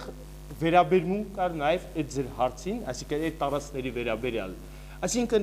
եւ Արցախի մի րոպե Արցախի որևէ պաշտոնյա ռեակցիա չտվեց։ Այսինքն ես կարծում եմ, որ այնտեղ խորը ընկալում կա այն process-ից, որ հիմա տեղի ունեն բանակցությունները։ Հակիրճ անդրադառնա մի քանի խնդիրների, քանի որ հիմնական մեղադրանքների թիրախային վրա է գալիս։ Այստեղ մենք հավասար ենք, հերթով դուք։ Չէ, հարցի շփոթ գուսակցություն չի, հարցը հետեւյալն է։ Ես Կիրո Մանոյանը ժամ խոսքի իրավունք։ Պարոն Աշակյան, ներողություն եմ խնդրում։ Նախ Փոխվեք դուք արեք։ նորից եմ կրկնում։ Հանրապետության նախագահի Արցախի հայտարարած Ես պատասխանեցի, երբ որ Սերժ Սարգսյանը խոսում էր փոխզիջումային ծրագրի մասին, Լեռնային Ղարաբաղի որևէ պաշտոնյա արձագանք չտվեց։ Հետևաբար ես կարծում եմ այնտեղ ավելի adekvat թերևս մարդիկ են նստած եւ ավելի adekvat են գնահատում ամենայն դեպս այն, ինչ տեղի ունենում բանակցային process-ում։ Դա իմ պատասխանն է։ Դաշնակցությունն էլ լռեց միջավայրի հայտարարությունները եւ հարցազրույցները ամեն մեկը կարող է իր պատկերացրած ձևով մեկնաբանել, բայց իրականությունը հետեւյալն է։ Պարոն Ղարաբաղ։ Առացի խոսքեր են հիմա։ Հետեւյալն է, նորից եմ ասում, Լեռնային Ղարաբաղի խնդրի վերաբերյալ բոլոր մեր կողմից իշխանության հանրապետության նախագահի գլխավորությամբ արված բոլոր հայտարարությունները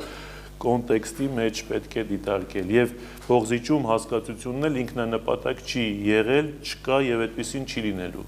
Ով է լինի Հայաստանի Հանրապետության իշխանությունը։ Նպատակը խաղաղ ճանապարհով հասնել Լեռնային Ղարաբաղի ինքնորոշման իրավունք։ Եթե պետք է պատերազմի գնանք, ապա ոչ մեկ ձեռքներից չի բռնելու մի քիչ էլ առաջ գնալ։ Եվ մեր նպատակը ոչ թե այնա, որ դե լավ խնդիրը լուծեցինք եւ վերջ։ Այդ խնդրի լուծման տարբերակ կա, որ 6 ամիս հետո ավելի մեծ գնալու վերաբերյալ ասում եք 2000 զոհ ենք տվել։ Ներողություն, ասում եք 2000 զոհ ենք տվել։ Ամբողջ հետ պատերազմյան ժամանակահատվածում, չէ, 22 տարիների ընթացքում։ Շատ լավ։ Մենք մեծ զոհերի գնով ազատագրել ենք նաև չեմ ասում եղադրում, ազատագրել ենք մեծ զոհերի գնով, շատ ավելի մեծ զոհերի գնով ազատագրել ենք նաև Լեռնային Ղարաբաղի հարակից տարածքները եւ գիտենք ինչի համար ենք դա արել։ Դա պատերազմի արդյունք էր։ Այն ժամանակ դա այդպես էր կոչվում եւ գիտենք դա ինչի համար ենք արել։ Այսօր Լեռնային Ղարաբաղի պաշտոնական սահմանների մեջ են գտնում եւ ըստ սահմանադրության, քանի դեռ լուծված չի Ղարաբաղի խնդիրը, գտնվում են Լեռնային Ղարաբաղի հսկողության տակ։ Բայց Արցախ ասեք էլի։ Արցախի հսկողության տակ, Արցախի հանրապետության, շնորհակալություն, ճիշտ եք հուշում։ Հիմա դուք ասում եք այն մյուս զոհերը, որ տվել ենք, դրանց խնդիրը թողնենք մի կողմ, դա մեր տրված զոհերը չեն, մտածենք հետո տված զոհերի մասին եւ սկսենք նստենք դրա համար մի խնդրանք յուրաքանչյուր մեր տրված զոհ, անկախ նրանից որ պատերազմի ընթացքում է եղել, մեր համար ամենաթանկը եւ հենց դրա համար մենք ամեն ինչ անելու ենք, որ այս գործընթացը, որ սկսվել է խաղաղ կարգավորման, ոչ միայն ինքնորոշման իրավունքով սահմանափակվել, հետագայում էլ արդեն այդ այսպես կոչված փոխզիջումային տարբերակը հետ կոնֆլիկտի կամ հետ կարգավորման ժամանակահատված կա, կոնֆլիկտը միայն այն չի, որ այս մեր պատկերացրածն է, կա նաև հետ կարգավորման ժամանակահատված, կա նաև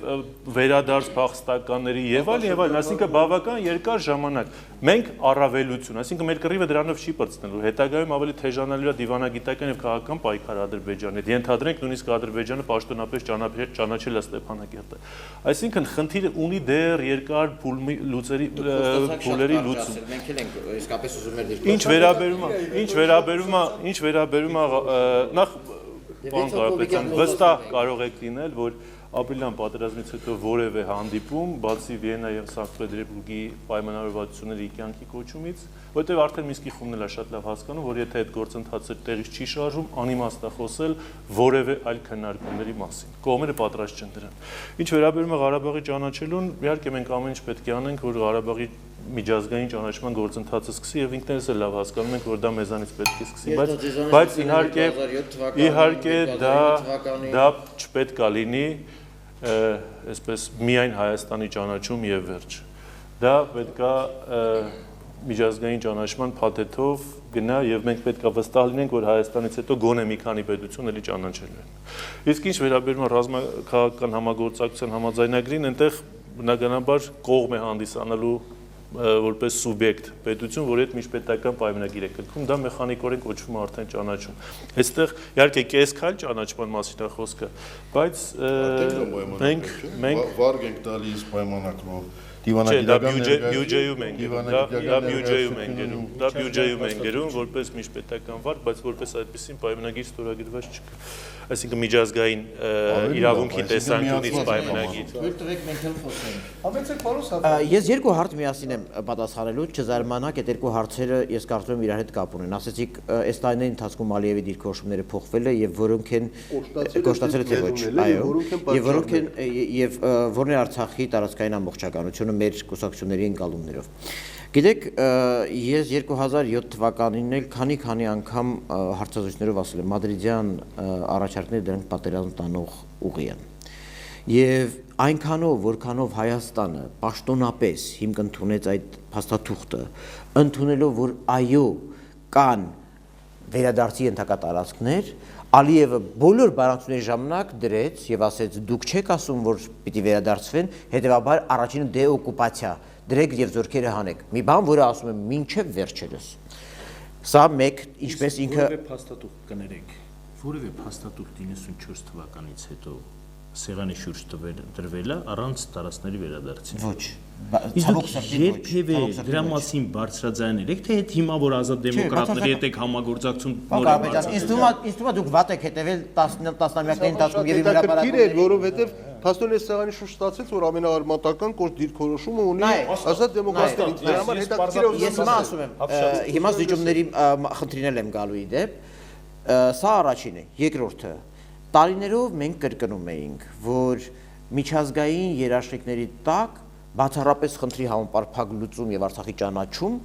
դրանից դուրս ուրիշ բան չկա։ Խաղապահներ, չգիտեմ ինչեր եւ այլն։ Դրվեց, այ դուք որ հարցնում եք թե ինչու եք մերժում մադրիդյան փաստաթուղթը, դրվեց խաղապահների թեման։ Դրվեց մեջնա փաստաթղթի։ Դե վատա որ մեջնա, դե ես դա եմ ասում եւ դա 94 թվականից է ճիշտ եք ասում, որովհետեւ բոլոր փաթեթներում որպես օժիտ շատ հանգիստ։ Ուրեմն դուք հրաշալի վկայակոչեցիք Ուկրաինայի դեպքերը, հրաշալի ակնարկվեց Սիրիայի դեպքերը, որոնք լավագույնս ցույց են տալիս, որ անգամ միջազգային նորմերը չեն գործում։ Հետևաբար այս առումով ուրեմն հույս կապել, որ կարելի է կիսատ պրատ լուծումների հասնել եւ ակնկալել, որ խաղապահների տեղակայումով Լեռնային Ղարաբաղի ժողովրդի անվտանգությունը ապահովելու, դա տեղի չի ունեցել եւ տեղի չի ունենում եւ դրա ապացույցը ոչ թե մեր ծրագիրն է կամ մեր դիրքորոշումն է, այլ այն զարգացումները, որոնք մեր աչքի առջև են տեղի ունենում Սիրիայում եւ ուրեմն Ուկրաինայում։ Հիմա վերադառնամ մյուս խնդրին։ Ես արդեն ասացի տարածքների հետ կապված այդ վերադարձման ենթակա այդ լղը, հարակից տարածքներ, այդ ողբերգությունը, որ բերեց պատերազմի, որովհետև Ալիևը հենց այդպես էլ արդարացրել է 2016 թվականի քարոզիա պատերազմը։ Եվ հիմա վերադառնամ տարածքային զիջումների խնդրին։ Այո, Արցախի, գիտեք, եթե թեզը նաև որ եւ որ ասում ենք Արցախը պիտի վերադառնա բանակցությունների սեղանին, ամենևին դա չենք ասում խաղը կամ կարգավորման գործընթացը բարդացնելու համար, այլ որովհետև համոզված ենք եւ դա է միակ ճշմարտությունը, որ այդ տարածքի բնակչությունը ինքը, ինչպես ինքն է որոշել իր տեղական եւ կենտրոնական իշխանությունների ձևավորումը, այնպես էլ ինքը պիտի որոշի իր ստատուսը։ Այլ բան է Հայաստանի իշխանությունները կարողացել են հասել դրան, եթե ասում եմ, որ արել ենք, ես ասում եմ, ուրեմն լավ չեք արել եւ չեք հասել այդ արդյունքին։ Եթե չեն արել, սա արդեն այլ խոսակցության թեմա է։ Հիմա զիջումների մասը Ինչու պիտի ես այդ զիջումների թեմայից խոսեմ, նախ առաջինը ես արդեն ակնարկեցի, երբ Ալիևը ինքը զիջման ցանկացած հայտարարություն կամ փոխզիջման ցանկացած հայտարարություն այժմ, որ հնչում է Հայաստանից, մեկնաբանում է որպես իր կրակոցների մեծ ազդեցություն, այսինքն եթե ես այսքան եմ կրակում եւ այսքան եմ վախենում, ապա արի ավելի շատ կրակեմ եւ ավելի շատ կվախենան եւ ավելի շատ կվերադարձնեն։ Հետևաբար այս կտրվածքով մինչեւ բանակցությունների համար այո, նորմալ պայմաններ չստուգվեն, նախ դրա հետ կապված բանակցություններ չպիտի լինեն։ Եվ որքան հանրապետական կուսակցությունը ասում է բանակցություններ չկա, թերևս մի բանում պիտի համաձայնեմ պարոն Կարապետյանի հետ, բայց ինչ է այդքան զրուցում, որովհետեւ ակնհայտորեն անընդհատ արտահոսքեր են Շատ անտմեր զրուցում եք։ Եվ ես գիտեք, ես Չզրուցեք պարոն Զաքարյան, ես չեմ եթե Երևանի ուզում եմ Չէ, այո, ապրեք, չէ, դրա մասին չի խոսքը։ Մոնիտորինգի խմբի ավելացման խնդիրը խոչընդոտում են, Ես դրա մասին չեմ ասում, պարոն Զաքարյան։ Ես խոսում եմ այն զրույցներից, որոնք նաև այո, պիտի խոստովանենք, վերաբերել են կարգավորման տարերին, որքանով են դրանք պաշտոնական, որքանով են դրանք լեգիտիմ, այլ բան է, բայց այստեղ խնդիրը սկզբունքային քաղաքականության հարց է։ Եթե դու իսպար ասում ես, որ մինչև Ադրբեջանը իրեն լավ չպայի, ես բան ուրեմն չունեմ քննարկելու, այդ դեպքում իսկապես չպիտի քննարկես անգամ Լավրովի միջնորդությամբ, անգամ Լավրովին փոխանցելով։ Հիմա խաղապահների թեման։ Տեսեք, ամենևին չպետք է դժվի, ուղղակի ես քան ասեմ,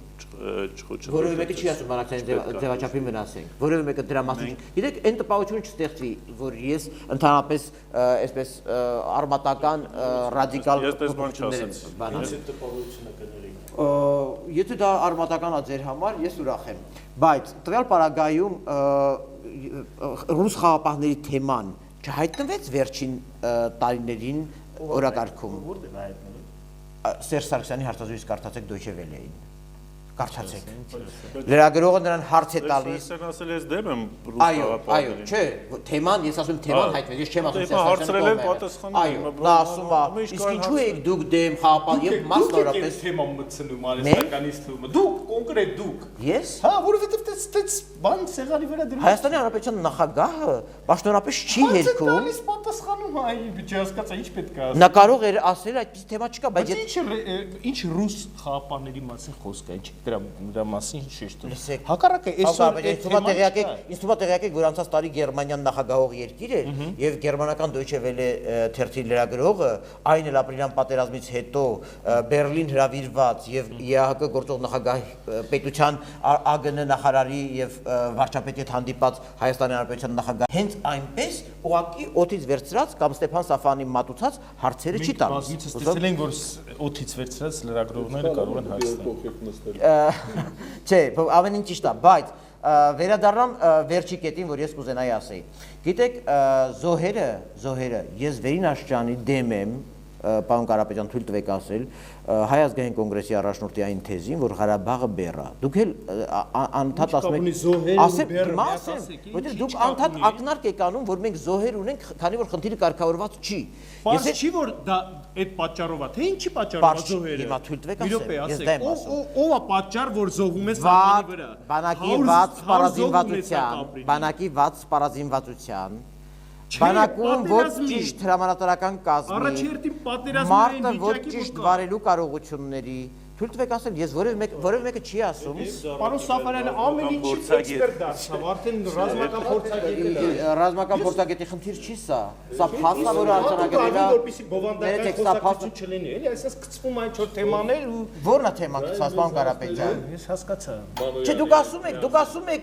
ինչքան կարելի է, այսքան զոհ տանք։ Այսինքն խոսեք կարգավորման մասին, ես էլ ասում եմ, հաջորդ անգամ պարոն Սաֆարյանի խոսափողը անջատելու հնարավորություն ունի։ Պարոն Սաֆարյանը։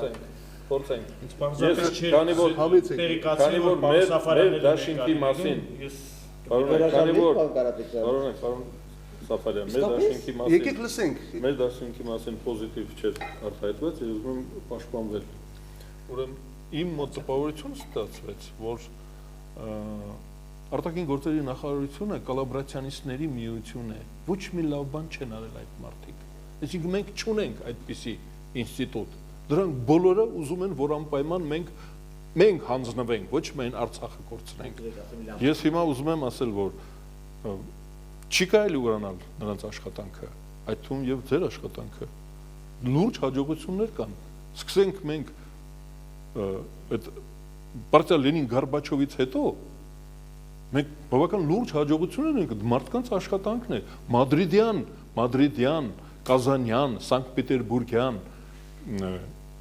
բոլոր բանաձևերը, դրանք մեր նվաճումներն են եղել սկզբնական շրջանում, որտեղ մեզ պարտադրվել են ինչ-որ բաներ, պարտադրվել են, ես ասում եմ, օրինակ, քանի որ իմ գործընկերները երկու արտաքին գործերի նախարարներ կան, նրանք այսպես են ասում, հնարավորության սահմաններում, երբ որ աշխարհաքաղաքական իրավիճակը գերտերությունների մեջ եղած հակասությունը կամ համաձայնությունը թույլ է տվել, մենք առաջ ենք գնացել, առաջընթաց կա ակնհայտորեն։ Ով ասեց, որ մենք պետք է հանձնվենք, նրանցից ոչ ոք էլ չի ուզում, որ մենք փոխզիջումների մասին դա խոսակցության, դուք դիվանագետ եք, գիտեք, դա խոսակցության սեղանին դրված ոճն է դա։ Ես ասում եմ, որ Հայաստանի Հանրապետությունը ընդհանրապես շահել է, երբ որ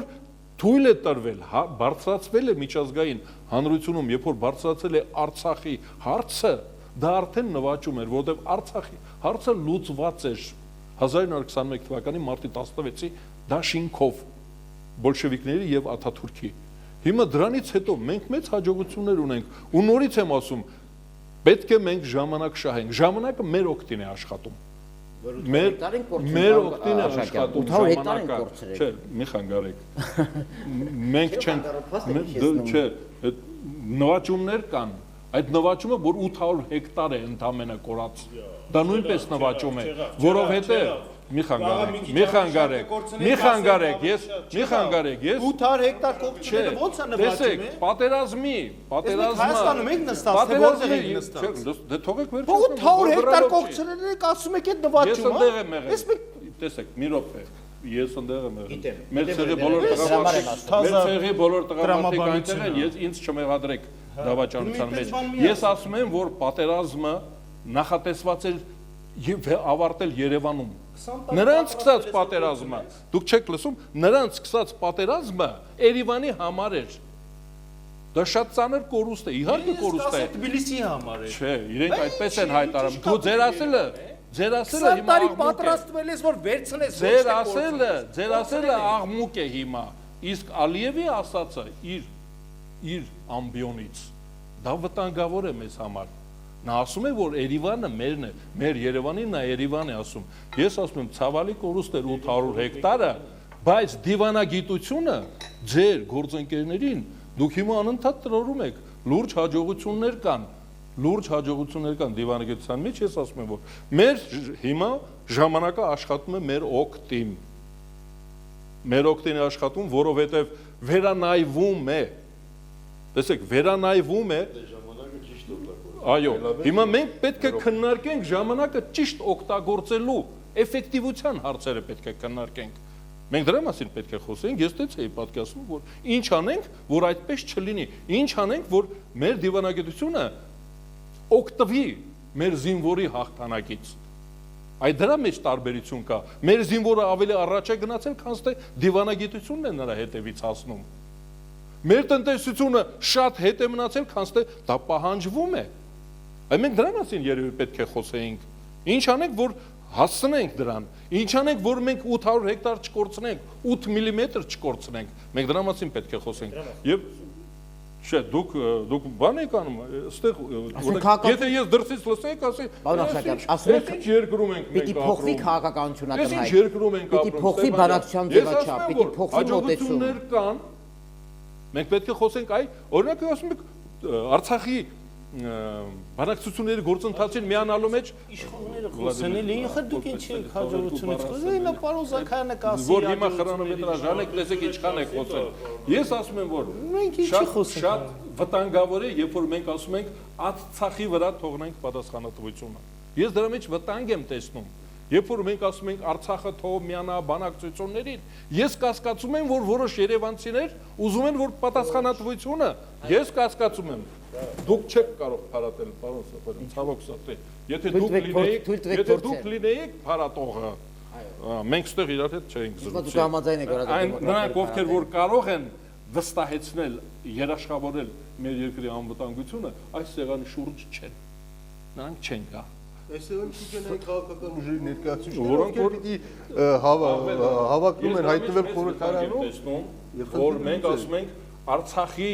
բանակցությունին մասնակցելը պետք է լինի լրացուցիչ ուժ, այսինքն ոչ թե մենք պատասխանատվությունը կիսում ենք Ստեփանակերտի հետ։ Ես տենց եմ հասկացել։ Ես ասում եմ, որ այլ ձևով պետք է լինի։ Մենք պետք է դառնանք երկուսը մեկի դեմ։ Այո։ Այդ ասեք, պետք է ասեք այսպես, մենք երկուսով մեկի դեմ։ Այսինքն Արցախի ճանաչումը, Արցախի անկախության ճանաչումը դա պետք է դառնա, որ երկուսով մեկի դեմ ենք, այսինքն մենք եւ Արցախը առանձին սուբյեկտներ Արցախի դա պետք է, օրինակ ես դրա համար նորից տեղափոխվեցիք ցանկությունների դաշտ, եկեք իրականության մեջ։ Արցախը պիտի որոշի տարածքային զիջումների խնդիրը։ Արցախը հաղթել է, նա պետք է բանակցի, մենք ապահովում ենք նրա թիկունքը։ Այդպես ասեք։ Մյուս կողմը համաձայն է, հենց վաղ էլ ասենք։ Նրա համաձայնությանը որ մենք նա ասում է Երևանը տվեք։ Նրա համաձայնությանը մենք չենք նայում։ Տեսեք, հետո մի հատ նրբություն էլ կա, այն որ պոչը շունա խաղացնում։ Մենք էլ ենք այդ ասում, որ եկեք պոչը շուն չխաղացնի։ ասպեք Առնվազն հակառակն է լինում ընդհանրապես։ Մենք հաշվի պետք է առնենք միջազգային իրավիճակը, պետք է անպայման հաշվի առնենք։ Ընդդիմությունը ես ստիպված պետք է պաշտպանեմ հանրապետականներին։ Ընդդիմությունը կարող է լուրջ եւ ասենք ծայրահեղ ծրագրեր առաջարկել, ճանաչել, գրավել, նվաճել եւ այլը։ Համեմատաբար մեղմ ու զգուշ պետք է լինի իշխանությունը, որովհետեւ նա պետք է դրա համար պատասխան։ Բայց մեր մոտ կա ընդդիմություն, որ ասում է հանձնվենք, որ չկոտորվենք, հանձնվենք, որ չզոհվենք։ Ես ասում եմ դա ծանր գին է, դա անընդունելի գին է։ Կան, հայելի չեմ բերել հետներս։ Ուրեմն պետք է մենք գինը իմանանք, ինչ է նշանակում փող զիջում։ Զիջում նշանակում է կապիտուլյացիա, վերացնել հայկական պետությունը։ Չի կարելի զիջել, զիջելու բան չունենք։ Մենք զիջել ենք Նախիջևանը, սպասում ենք այն օրվանը, երբ որ դրա հերթը կգա։ Ինչ զիջումի մասին է խոսքը։ Ես օրինակ դա չեմ հասկանում։ Պետք է դուրս գա մեր քննարկումներից զիջում բառը։ Մենք քաղաքական շարժման ներկայացնում ենք, ասում ենք, ինչ զիջեք, ինչ զիջման մասին է խոսքը։ Չկա զիջելու բան։ Ինչ եք իշխանությունին պաշտպանում, իրենք Ես չեմ պաշտպանում։ Արդեն իշխանությունը այնքան է հիմա թուլացած է իր դիրքորոշման մեջ, որ արդեն կարեկցում եմ։ Ես պաշտպանություն բառը հետ եմ վերցնում։ Ես կարեկցում եմ իշխանությունը երբեք թուլացած չի։ Ձեր պատասխանատուները ասում են, մենք պատրաստ ենք զիջումների։ Դուք ինչ եք ուզում զիջել։ Դուք ինչ եք նվաճել, որ ինչ եք զիջում։ Մանավանդ խոսում են չնվաճողներ, ասում են մենք պատրաստ ենք։ Ազատի նվաճածը զիջելու, ինչ գործ ունեք իմ նվաճածի հետ։ Ես պայմանական եմ իմանում տալիս։ Ինձ հարցնում եք, որ իշխանության մեջ եղողներն են հենց նվաճելու չէ, ազատագրելու։ Դրա համար են քննադատում, ասում են ինչ եք պայմանավորվում։ Մեկ, երկու, լավ, ես եմ ասում, հետ ինչ եք զիջում։ Ես նորից եմ կրկնում իշխանություն։ Ինչ եք ուզում զիջել։ Ես ասում եմ ոչինչ էլ մի զիջեք։ Ժամանակ ասեցիք նույն բանը, կներեք, հասկանալի է արդեն։ Հասկացել, վաղուց։ Հիմա տեսեք, ինչու՞մն է խնդիր։ Այ ես ձեր հետ համաձայն եմ, որ ժամանակն է աշխատում մեր օգտին եւ համաձայն եմ, որ այդ ժամանակը չի աշխատի մեր օգտին, եթե ուղղակի հենց այնպես մենք Եթե դուք շարունակեք մնալ իշխանությունում։ Դե լավ, հեսա դուք կգաք ամենից ավելի լավ։ Մենք ինչ որ դուք ասում եք, մենք դա կանենք։ Մենք կպայքարենք կոռուպցիայի դեմ։ Մենք կարգին իշխանություն կձևավորենք, որը Հայաստանը կոռուպցիայի դեմ պայքարի։ Բա մասին է խոսքը, ո՞նց պայքարենք։ Այս մարդն ասում է բանակում միլիոնավոր խնդիրներ ա եղել, հենց այդ նախարարի օրոք ում համար դուք այսօր եկել եք ասում եք կոռուպցիայի դեմ պայքարում։ Բա դրա համար հրաժարական է տվել, որտեղ ասում է նախարար լինելով չեմ կարող դրա դեմ պայքարել։ Հիմա քաղաքական շարժման ներկայացուցիչ որպես նա դրա դեմ կպայքարի։ Պարոն Արշակյան, Իդուր զայրացեցիք, հանրապետականը պատրաստ է ձեր թույլ տալ գայիք իշխանության։ Ձեր նախարար, տեսեք, ուրեմն 25 տարի Սերան Օհանյանը ծառայել է հայկական բանակում։ Հիմա որ 3 ամիս դուրս է եկել, արդեն ձեր, հա մեր դա հաղթող նախարար է։ Մեր լավ զինվորականն է։ Եթե ինքը հաղթել է, լավ է արել, կոռուպցիայի դեմ հիմա պայքարում է, որովհետև ներսում իհարկե չէր կարող։ Եթե կարողանար հրաժարական չէր տա։ Այսինքն հանրապետականը չի կարող կոռուպցիայի դեմ պայքարի, որովհետև բոլորը ներսում են։ Բոլորը։ Գիտեք ինչ, ես ձեզ հետ համաձայն եմ։ Կոռուպցիաներները հանրապետական կուսակցությունում են։ Հանրապետական չի կարող կոռուպցիայի, որովհետև ներսում կա։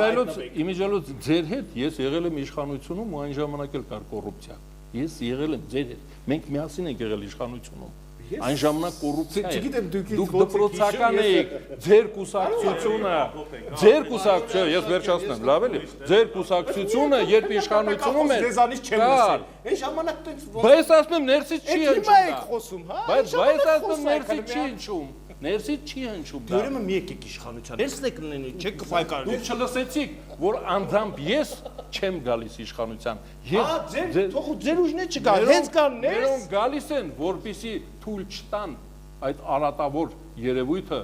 իշխանությունում։ Մերոնք գալիս են դա Ասեցիք ոչնչացնելու։ իշխանությունում չեն կարող պայքարեն այդ արատավորը։ Այսօրվա իշխանությունը չի պայքարում դրա դեմ, որովհետև դա ինքնասպանությունն է։ Ինքն է իշխանությունը, այսօրվա ինքն է կոռուպցիայի տերը։ Շակյան, մենք լոկալ բախումները մոնտաժելու ենք։ Մենք լոկալ բախումները մոնտաժելու ենք։ Հիմա ժամանակի Համեցեք։ կարողության եկեք արագ անցնենք, ամփոփենք ու գնանք, հա, ոնց որ եթե դեմ չեք։ Լոկալ բախումներից 3 րոպեանոց խոսակցություն ա եղել ցավոք։ Եթե լոկալ բախումները անեցիք 3 րոպեանոց խոսակցություն կա։ Նախ իրականում շատ հետաքրքիր պատկեր է ստացվում, որովհետև այն Ղարաբաղի հարցը միակ հարցն էր, որը կոնսենսուս էր։ Հիմա Ղարաբաղի խնդրի շուրջ պարզվում է, որ ամենատարբեր մոտեցումները կա։ Եթե ես նստած լինեի սեղանից ոչ թե շուրջ այլ կողքին եւ հետեւեի կտեսնեի որ մենք բոլորովին տարբեր բաների մասին ենք խոսում, այսինքն Ղարաբաղի խնդրի հետ կապված կարելի է խոսել ամեն ինչից, կոռուպցիայից սկսած, վերջացրած բյուջեով, վերջացրած մնացած բոլոր խնդիրներով։ Հիմա ինչ վերաբերում է 100 հեկտար, 800 հեկտար, 100 հեկտար եւ այլն այդ խնդիրները, իհարկե դա ապրիլյան պատերազմի հետևանք էր, բայց ռազմամարտավարական գնահատման տեսանկյունից մասնագետները փաստում են, որ դա մարտավարական դիրքերի, ռազմավարական մարտավարական ազդեցություն չի ունեցել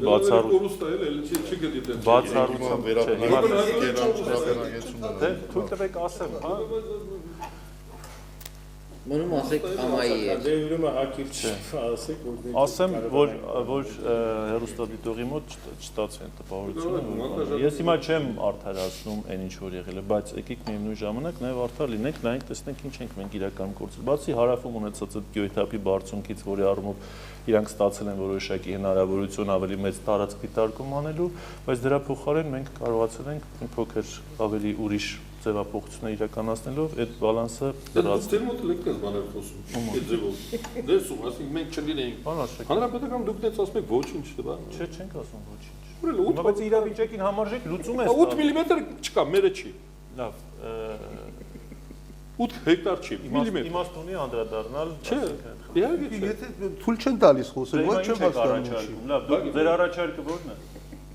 Դե կորուստ է եղել, ցավալի կորուստ է, հարկավոր է վերադարձնել Դե սա ձևը ասեք վերադարձնելու։ Ուժեղացնենք բանակը, ձեզ հեռացնենք իշխանությունից, տնտեսությունը ուժեղանա։ Այսինքն դուք ուզում եք, որ մենք հեռանանք իշխանությունից, որովհետև դուք իզորու չեք, որ մենք իշխանությունից հեռացնելու։ Չէ, մենք ուզում ենք ձեզ հեռացնել ժողովրդական։ Դե դուք սխալներ եք թույլ տալի, հողեր եք հանձնում, տնտեսությունն եք քայքայում, ասում եք գնացեք մեր երկիրը ափսոս է։ Ջնջելու եք։ Որևէ մեկը ողջի հանձնել։ Լիդերներից մեկը մի քիչ մասնակցություն ունեցել է դրան, հա։ Բոլորն էլ ունեցել են, բոլորն էլ Որևէ ունեցել մեկը են։ ողջի հանձնել, ոչ։ Բայց զղջում են հիմա, հենց դրա մեջ է իմ ասածը, որ մարդիկ գտնում են, որ այդպես չի կարելի։ Դրա համար են դուրս եկել։ Անդրադարձը այս անիմաստ Դրա համար են դուրս եկել։ Այնուամենայնիվ մարտավարակից դուրս են եկել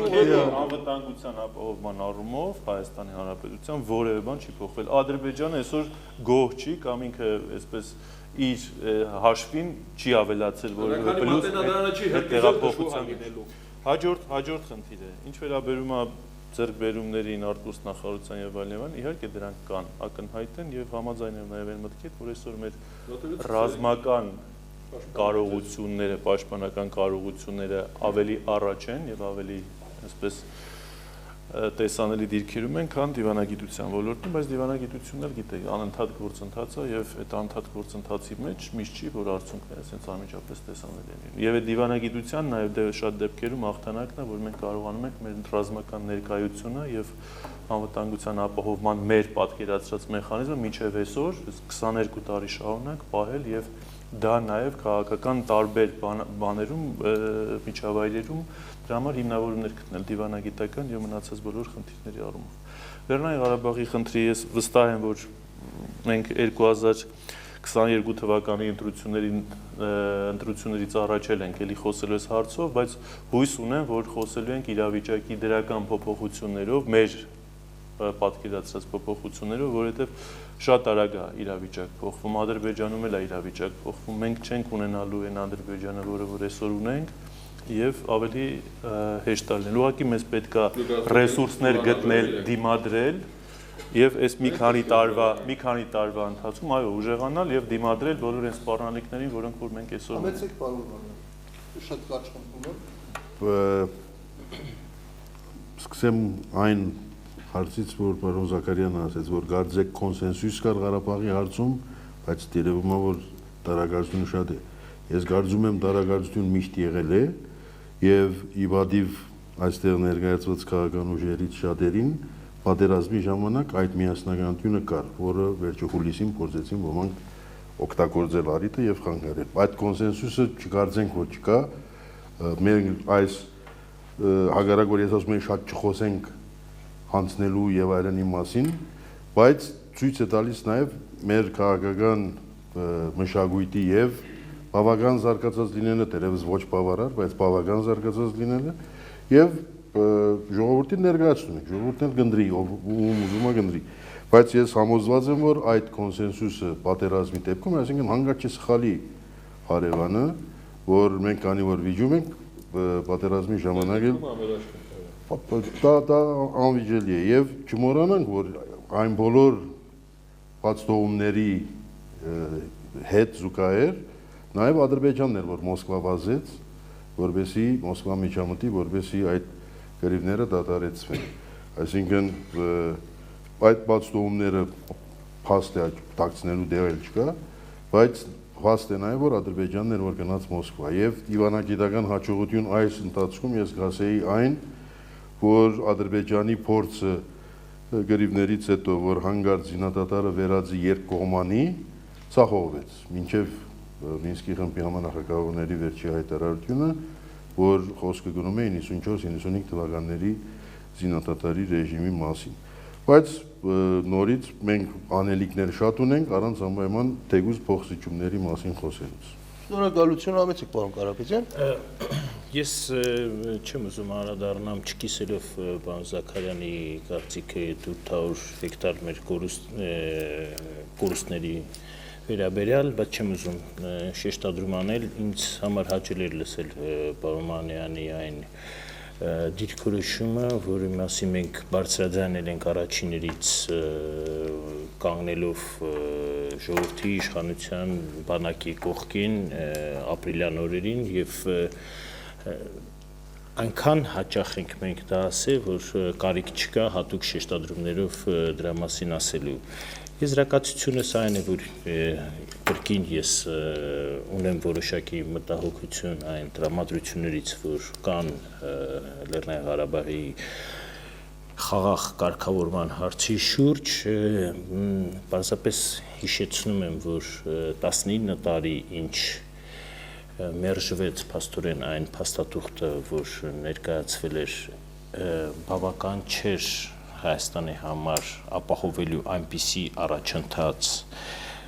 պահպանելու այն բալանսը ուժերի Հայաստանի եւ Ադրբեջանի միջև, որ այն ժամանակ կար եւ ունենք այնինչ ունենք ադրբեջանական ռազմական ծախսերով կոռուպցիան խնդիրները եւ այլ պրոբլեմները, որ Հայաստանում կա, դեմոգրաֆիկ խայտարակ վիճակը, երբ 350,000 քաղաքացի լքել է Հայաստանը, այդ առումով ես շատ անհանգստացա պարոն Զաքարյանի ասեց 22 թվականին էլ մենք պետք է sense նստենք ու Ղարաբաղի հարցը լուծենք, այդ ժամանակ տեսնես քանի ինչքանով կպակասի մեր բնակչությունը, մենք պարզապես պետք է հասկանանք, որ մենք տեսանք, պարոն Զաքարյան, մենք ձեր իշխանության ժամանակ տեսանք ոնց է ավելանում։ Ես ուզում եմ ասել եւ մեր դիրքորոշումը ակնհայտ է, պետք է ամեն բան անել ուժեղի դիրքերից, խաղաղասերի դիրքերից հանդես գալու եւ երկիրը տանելու խաղաղության, այլ ոչ թե պատերազմի, ոնց որ ցավոք ես տեսնում եմ, որ Հայաստանում կան այտենց անհատներ, որոնք նման քարոզչություն են իրականացնում։ Շնորհակալություն։ Լավ, եկեք ամեն դեպքում ամփոփենք, շնորհակալություն շատ հետաքրքիր զրույցի համար, շնորհակալություն, որ ընդունել եք մեր հրավերը, եւ պիտի